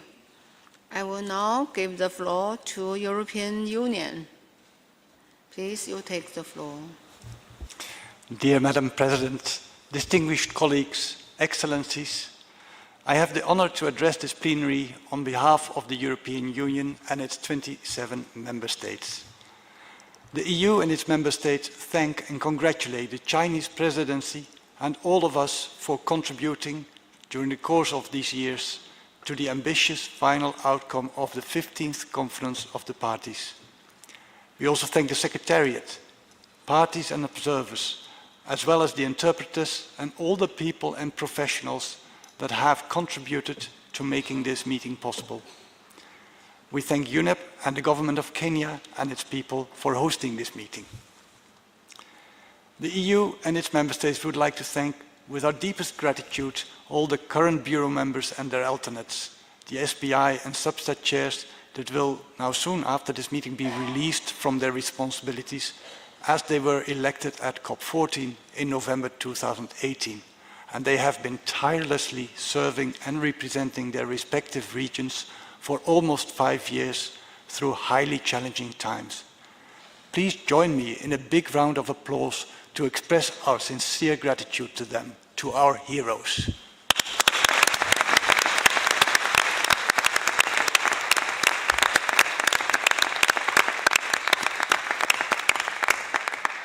Secondly, let me congratulate the colleagues that have just been elected by the plenary, which proves that working and acting together, we are able to overcome different obstacles and challenges. The EU and its member states respect democratic elections and the rules of procedures of international conventions, and we acknowledge and support the long-standing practice of respecting the internal process of nomination by regional groups. We are deeply concerned that the precedent established during this COP can undermine the spirit of multilateralism that has enabled the UN system to achieve great progress in international environmental affairs. We hope that this was an isolated incident. We are also concerned that the party has again opposed the nominee agreed by another regional group. Today, we finally close the 15th Conference of the Parties, the 10th meeting of the parties of the Cartagena Protocol, and the 4th meeting of the parties to the Nagoya Protocol. A meeting that has marked a historical milestone, not only because of its length, but notably because at this COP we committed as a global community to an ambitious and balanced framework to halt and reverse biodiversity loss for the benefit of nature and all people of present and future generations. In Montreal, we all committed to mobilize the necessary resources from all sources in order to deliver transformative change, as well as to put in place the tools needed for effective monitoring, planning, reporting, and review of implementation. We welcome the establishment of the Global Biodiversity Framework Fund and warmly thank the pledges already made by Canada, Germany, and the United Kingdom that will allow the swift operationalization of the fund towards the end of this year. We invite other parties, governments, international financial institutions, private sector, and other stakeholders in a capacity to do so to financially contribute to the fund for the full implementation of the framework. The European Union and its member states rest fully committed to the full and swift implementation of the global framework and the COP-15 decisions. We would like to underline our willingness to continue to work with all of you on such implementation. Thank you, Madam President.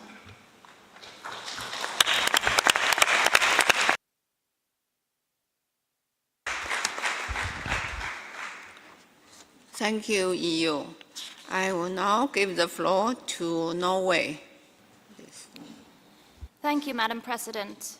I'm speaking on behalf of the following members of the Just Cans Group: Australia, Canada, Iceland, Israel, Japan, New Zealand, Norway, Switzerland, United Kingdom of Great Britain and Northern Ireland, and the United States of America.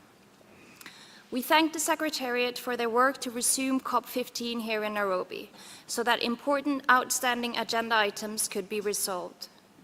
We know this has generated a lot of additional work to ensure a quorum is present and to prepare parties in advance. We wish to express our deep disappointment that the CBD has had to resort to secret ballot to elect our vice presidents and SUBSTA co-chairs. This is not the manner in which we have always worked in the CBD. We strongly believe that each regional group should have the authority to select its own representatives and for those candidates to be duly recognized by the COP as a whole. We hope this is the last and only time that we have to take this path. That said, we are pleased that we finally have a new bureau and SBI and SUBSTA co-chairs to lead us through the important work required ahead of COP-16. There is a lot of work to be done to implement the GBF and not much time to do it. We congratulate the new bureau members and co-chairs. You have an important job to do. We look forward to working with you. Thank you, Madam Chair.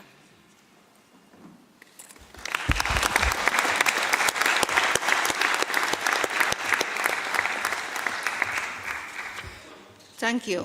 I will now give the floor to United Arab Emirates, representing the Asia-Pacific states. Thank you. سيدتي الرئيسة، أصحاب السعادة، المندوبين الكرام، تتشرف دولة الإمارات العربية المتحدة بإلقاء هذا البيان نيابة عن مجموعة آسيا والمحيط الهادي في هذه الجلسة الختامية والجزء الثاني المستأنف من الاجتماع الخامس عشر لمؤتمر الأطراف لاتفاقية التنوع البيولوجي. تود منطقة آسيا والمحيط الهادي أن تشكر جمهورية كينيا وأمانة اتفاقية التنوع البيولوجي على كرم ضيافتها واستضافتنا جميعا لمناقشة التنفيذ الفعال للاتفاقية على جميع المستويات ونتائج المفاوضات الناجحة نحو إطار كيومينغ مونتريال العالمي للتنوع البيولوجي. وتود منطقة آسيا والمحيط الهادي أيضا أن تشكر جميع الأطراف وأصحاب المصلحة على عملهم الجاد والتزامهم وتفانيهم، والأهم من ذلك على جهودهم الدؤوبة لضمان ازدهار وصحة الأرض الزرقاء والخضراء إلى الأبد مع ضمان مستدامة أنظمتنا البيئية المتنوعة المحفوظة والمستعادة. سيدتي الرئيسة، بغض النظر عن آرائنا ووجهات نظرنا المتباينة، فقد تعهدنا بأن نتعاون بشكل طموح ومتوازن وقابل للتطبيق لتنفيذ الإطار العالمي للتنوع البيولوجي لما بعد عام 2020 بنجاح. ولذلك ترحب منطقة آسيا والمحيط الهادي بالاتصال والنزاهة والحلول القائمة على الطبيعة والنهج القائم على النظام البيئي باعتبارها السبيل المضي قدما لتوفير التآزر والمساهمة في تنفيذ قرارات هذه الاتفاقية والمحفل العالمي للبيئة والاتفاقية البيئة المتعددة الأطراف الأخرى. ونرحب أيضا باستكشاف التمويل المبتكر الذي يتسم بالكفاءة والفعالية ويسهل الوصول إليه وغيره من الالتزامات بالموارد المالية من خلال مجموعة متنوعة من مصادر التمويل. لقد بدأت الرحلة المثيرة والصعبة، ولن يكون الأمر سهلا، لكن خلال اجتماعات مؤتمر الأطراف ال15 والاجتماعات الأخرى كونا العديد من الأصدقاء والذين يمكننا التعاون معهم لمساعدتنا في تنفيذ الإطار العالمي للتنوع البيولوجي وتحقيق أهداف الاتفاقية. وأخيرا نود أن نشكر دولة الرئاسة والمضيفين بما في ذلك مدينة كيوميك ومونتريال ونيروبي. كما نود أن نشكر المندوبين وأعضاء اللجنة والمترجمين الفوريين والأمانة، وخاصة الموظفين المحليين الذين يعملون خلف الكواليس.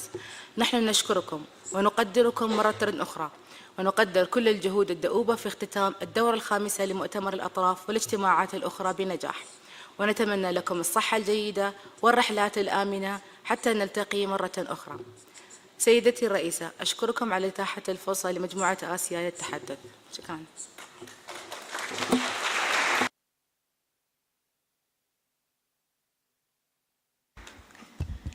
Thank you very much. I will now give the floor to Comoros, representing the African groups. Merci Madame la Présidente. Comores, en tant que président actuel de l'Union africaine, fait la présente déclaration au nom de l'Afrique. Madame la Présidente, l'Afrique se félicite des progrès accomplis lors de la reprise de la deuxième partie de la 15e réunion de la conférence des parties à la CDB, la 10e réunion de la conférence des parties siégeant en tant que réunion des parties au protocole de Cartagena sur la prévention des risques biotechnologiques et la 4e réunion de la conférence des parties siégeant en tant que réunion des parties au protocole de Nagoya sur l'accès aux ressources génétiques et le partage juste et équitable des avantages découlant de leur utilisation tenue dans les locaux des Nations Unies à Nairobi les 19 et 20 octobre 2023. L'Afrique exprime sa gratitude pour l'adoption du cadre mondial pour la biodiversité pour l'après 2020 et le soutien considérable apporté jusqu'à présent dans sa mise en œuvre, en particulier la création d'un groupe consultatif sur la mobilisation des ressources. Nous nous félicitons du fait que les préoccupations soulevées par l'Afrique lors de la première partie de la COP-15 à Montréal ont été prises en compte. L'Afrique réaffirme notre engagement pour l'adoption et la mise en œuvre d'un cadre mondial ambitieux, réaliste, transformationnel et efficace pour la biodiversité après 2020, qui assure un équilibre entre les droits objectifs pour les 3 objectifs de la Convention et ses protocoles et l'impératif de garantir des conditions favorables à la pleine réalisation de la vision 2050 de vivre en harmonie avec la nature. L'Afrique a déjà connu une grande perte de biodiversité due à des facteurs directs et indirects, notamment le changement climatique, la dégradation des terres et la désertification et ne peut pas se permettre de continuer sur la même voie. C'est pour cela que l'Afrique fait de la mise en œuvre du cadre mondial pour la biodiversité une priorité majeure qui devra contribuer à l'atteinte des objectifs et des aspirations de l'agenda 2063 de l'Union africaine. Aussi, l'Afrique apprécie-t-elle les efforts déjà entrepris dans la mise en place d'un mécanisme financier nécessaire pour accompagner les parties dans la mise en œuvre du cadre mondial, en particulier le projet d'appui aux actions précoces pour l'alignement des stratégies et plans d'action nationaux pour la biodiversité au cadre mondial et le processus en cours pour la mise en place d'un fonds dédié à sa mise en œuvre dans le cadre du Fonds mondial de l'environnement. Cependant, Madame la Présidente, l'Afrique note la nécessité de poursuivre les réflexions sur la création d'un fonds spécial dédié à la biodiversité sous l'autorité de la Convention afin de permettre au secrétariat exécutif de mieux assumer ses responsabilités en termes d'accompagnement des différents organes subsidiaires et de faciliter l'accès aux États à un financement durable pour la réalisation des 3 objectifs de convention. L'Afrique note avec satisfaction la prise en compte de l'information du séquençage numérique dans le cadre mondial. Cependant, nous sommes actuellement préoccupés par l'absence de solutions adéquates concernant le partage juste et équitable des avantages découlant de leur utilisation. Nous invitons donc les parties à poursuivre les travaux sur l'établissement des mécanismes multilatéraux de partage de ces avantages. En conclusion, l'Afrique félicite les nouveaux dirigeants élus de la conférence et des organes subsidiaires. Nous réitérons notre engagement en faveur de la mise en œuvre réussie du cadre mondial pour la biodiversité qui devra permettre d'atteindre les 3 objectifs de la Convention et de ses protocoles. Nous saluons également le soutien financier apporté au secrétariat par certains partis et l'Union africaine pour faciliter la participation de plusieurs États membres de la Convention. Nous exprimons également notre gratitude au gouvernement du Kenya pour le succès et l'organisation de ces réunions à Santa Sana. Madame la Présidente, merci Madame la Présidente.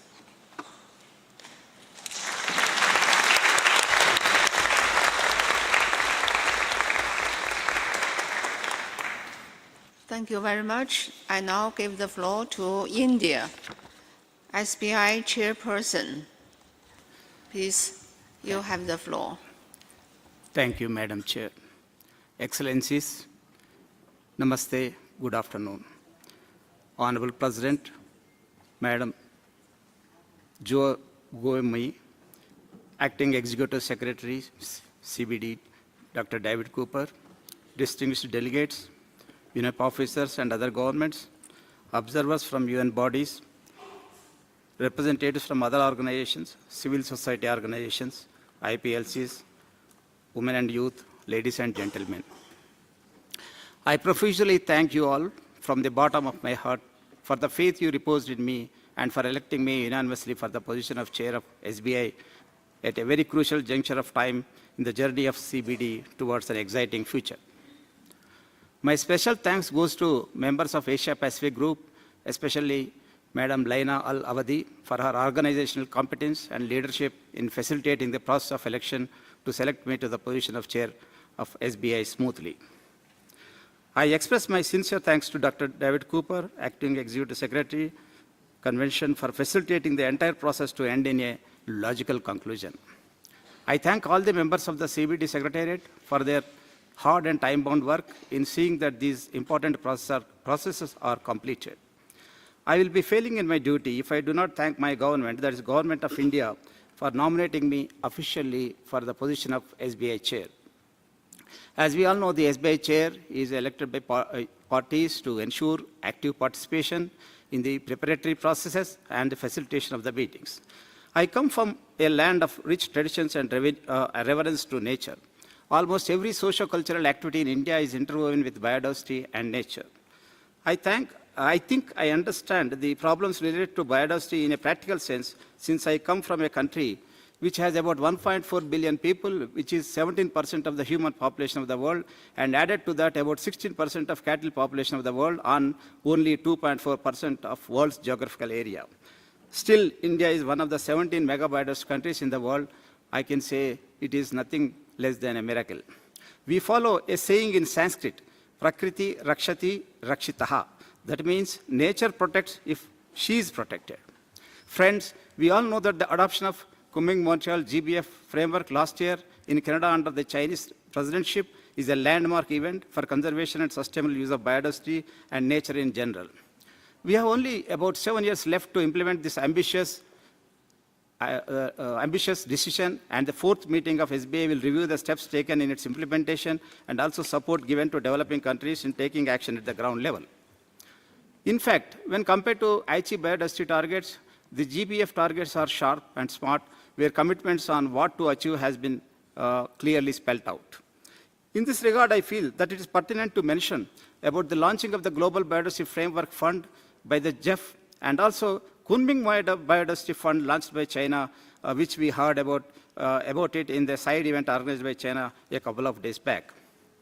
Additionally, a few countries have also reportedly committed to allocate financial resources for the cause of biodiversity. I look forward eagerly to work closely with all parties and CBD Secretariat to discuss relevant issues in May 2024, that is the fourth SBI meeting, to gauge the impact and also identify gaps in implementation. Before closing, I once again thank all the parties for electing me, and I assure to do my best to achieve the objectives and terms of reference that were set for SBI. At the end, let me quote what Jane Austen, a celebrated British author, has said. It is not what we say or think that defines us, but what we do. The second one by our father of nation, Gandhiji, the world has enough for everyone's need, but not everybody's greed. Let us roll up our sleeves and arise, awake, and stop not till the post-2020 global biodiversity framework is achieved. Merci, shukran, gracias, pasiba, sese. Thank you for your kind attention. Thank you, Madam, for giving me this opportunity. Thank you.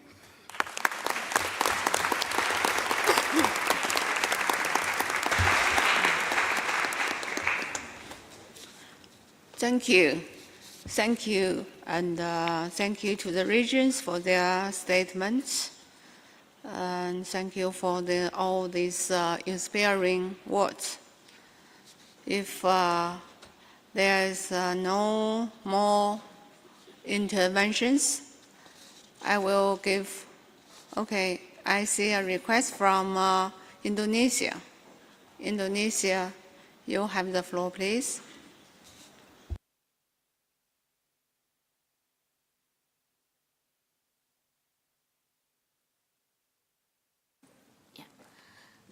Thank you, Madam President.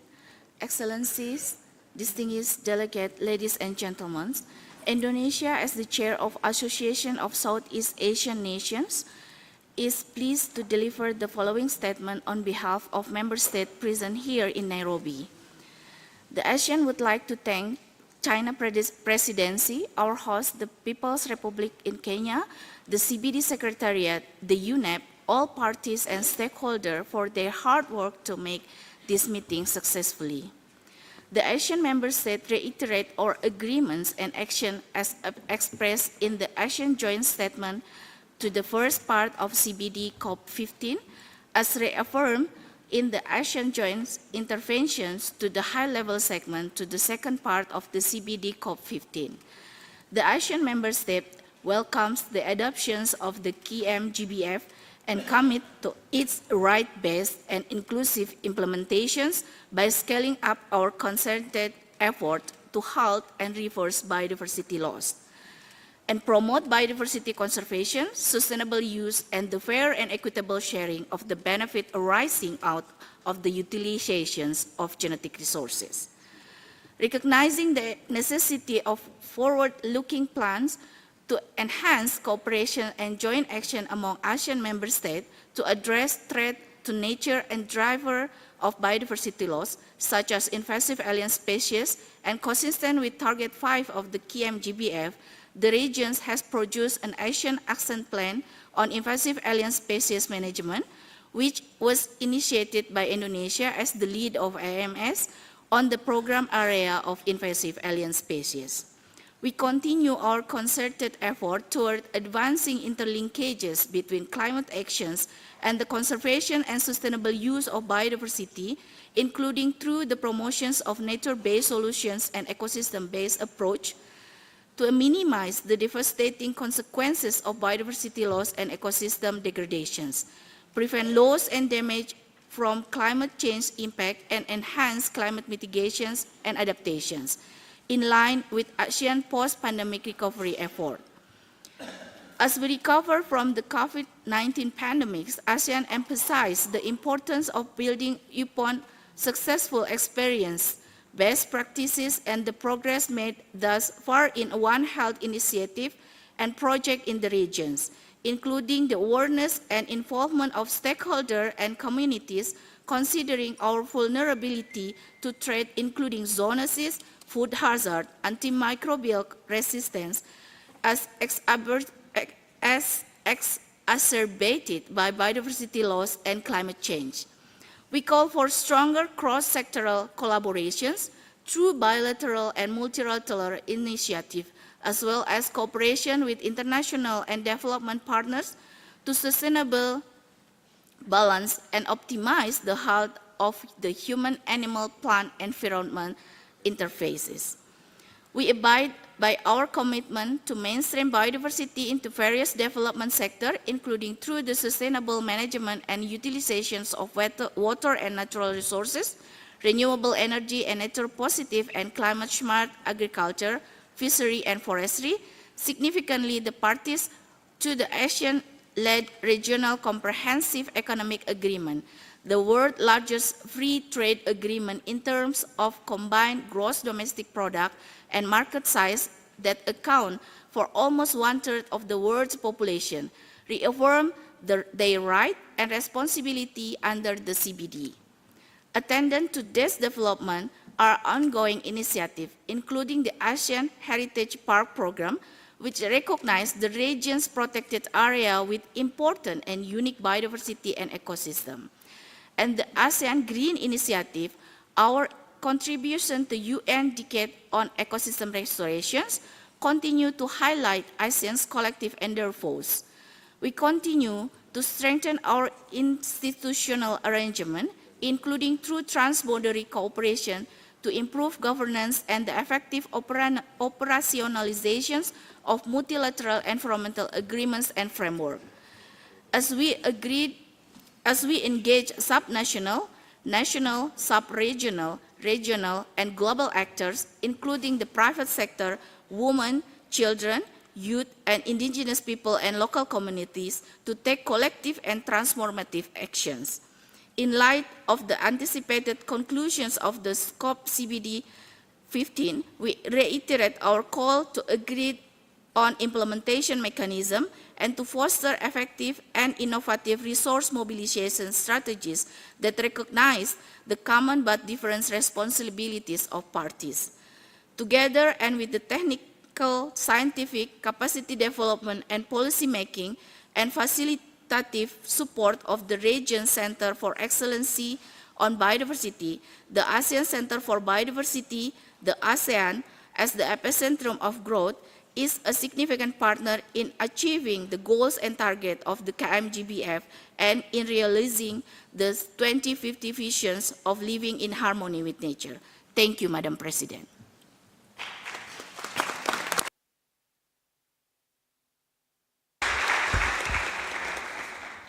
Thank you, Indonesia, representing the ASEAN countries.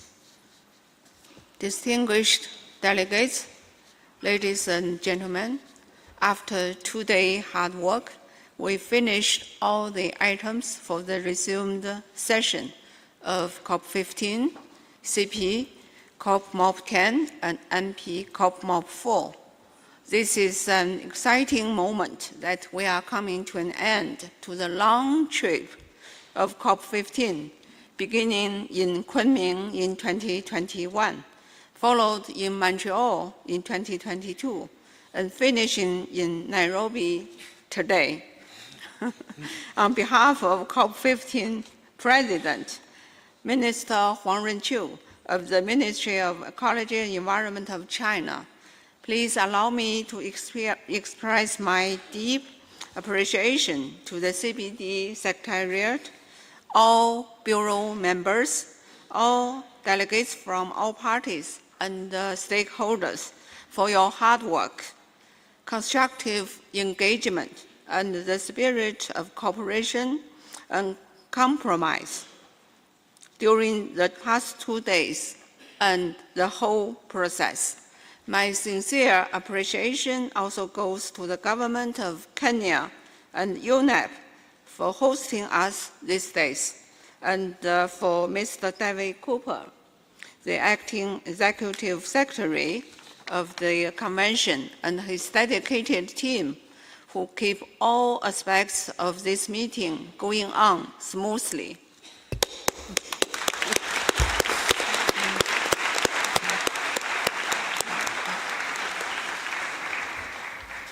Distinguished delegates, we have made a milestone success for COP-15 in adopting the landmark Kunming-Montreal Global Biodiversity Framework, which is ambitious yet achievable. Here we come to a new starting and exciting point. The world is watching and waiting for us to make more efforts towards the 2030 targets and the 2050 vision. Until COP-16 next year, China, as COP-15 presidency, will continue to exercise the role of presidency by coordinating and mobilizing all stakeholders to participate in the implementation of the GBF and facilitating the implementation of other important decisions. Once again, I would like to extend my sincere thanks to all your tireless efforts in delivering a successful COP-15 and wish you all a safe journey home. With this, I declare the 15th meeting of the COP, the 10th meeting of the COP-MOP to the Cartagena Protocol, and the 4th meeting of the COP-MOP of the Nagoya Protocol closed.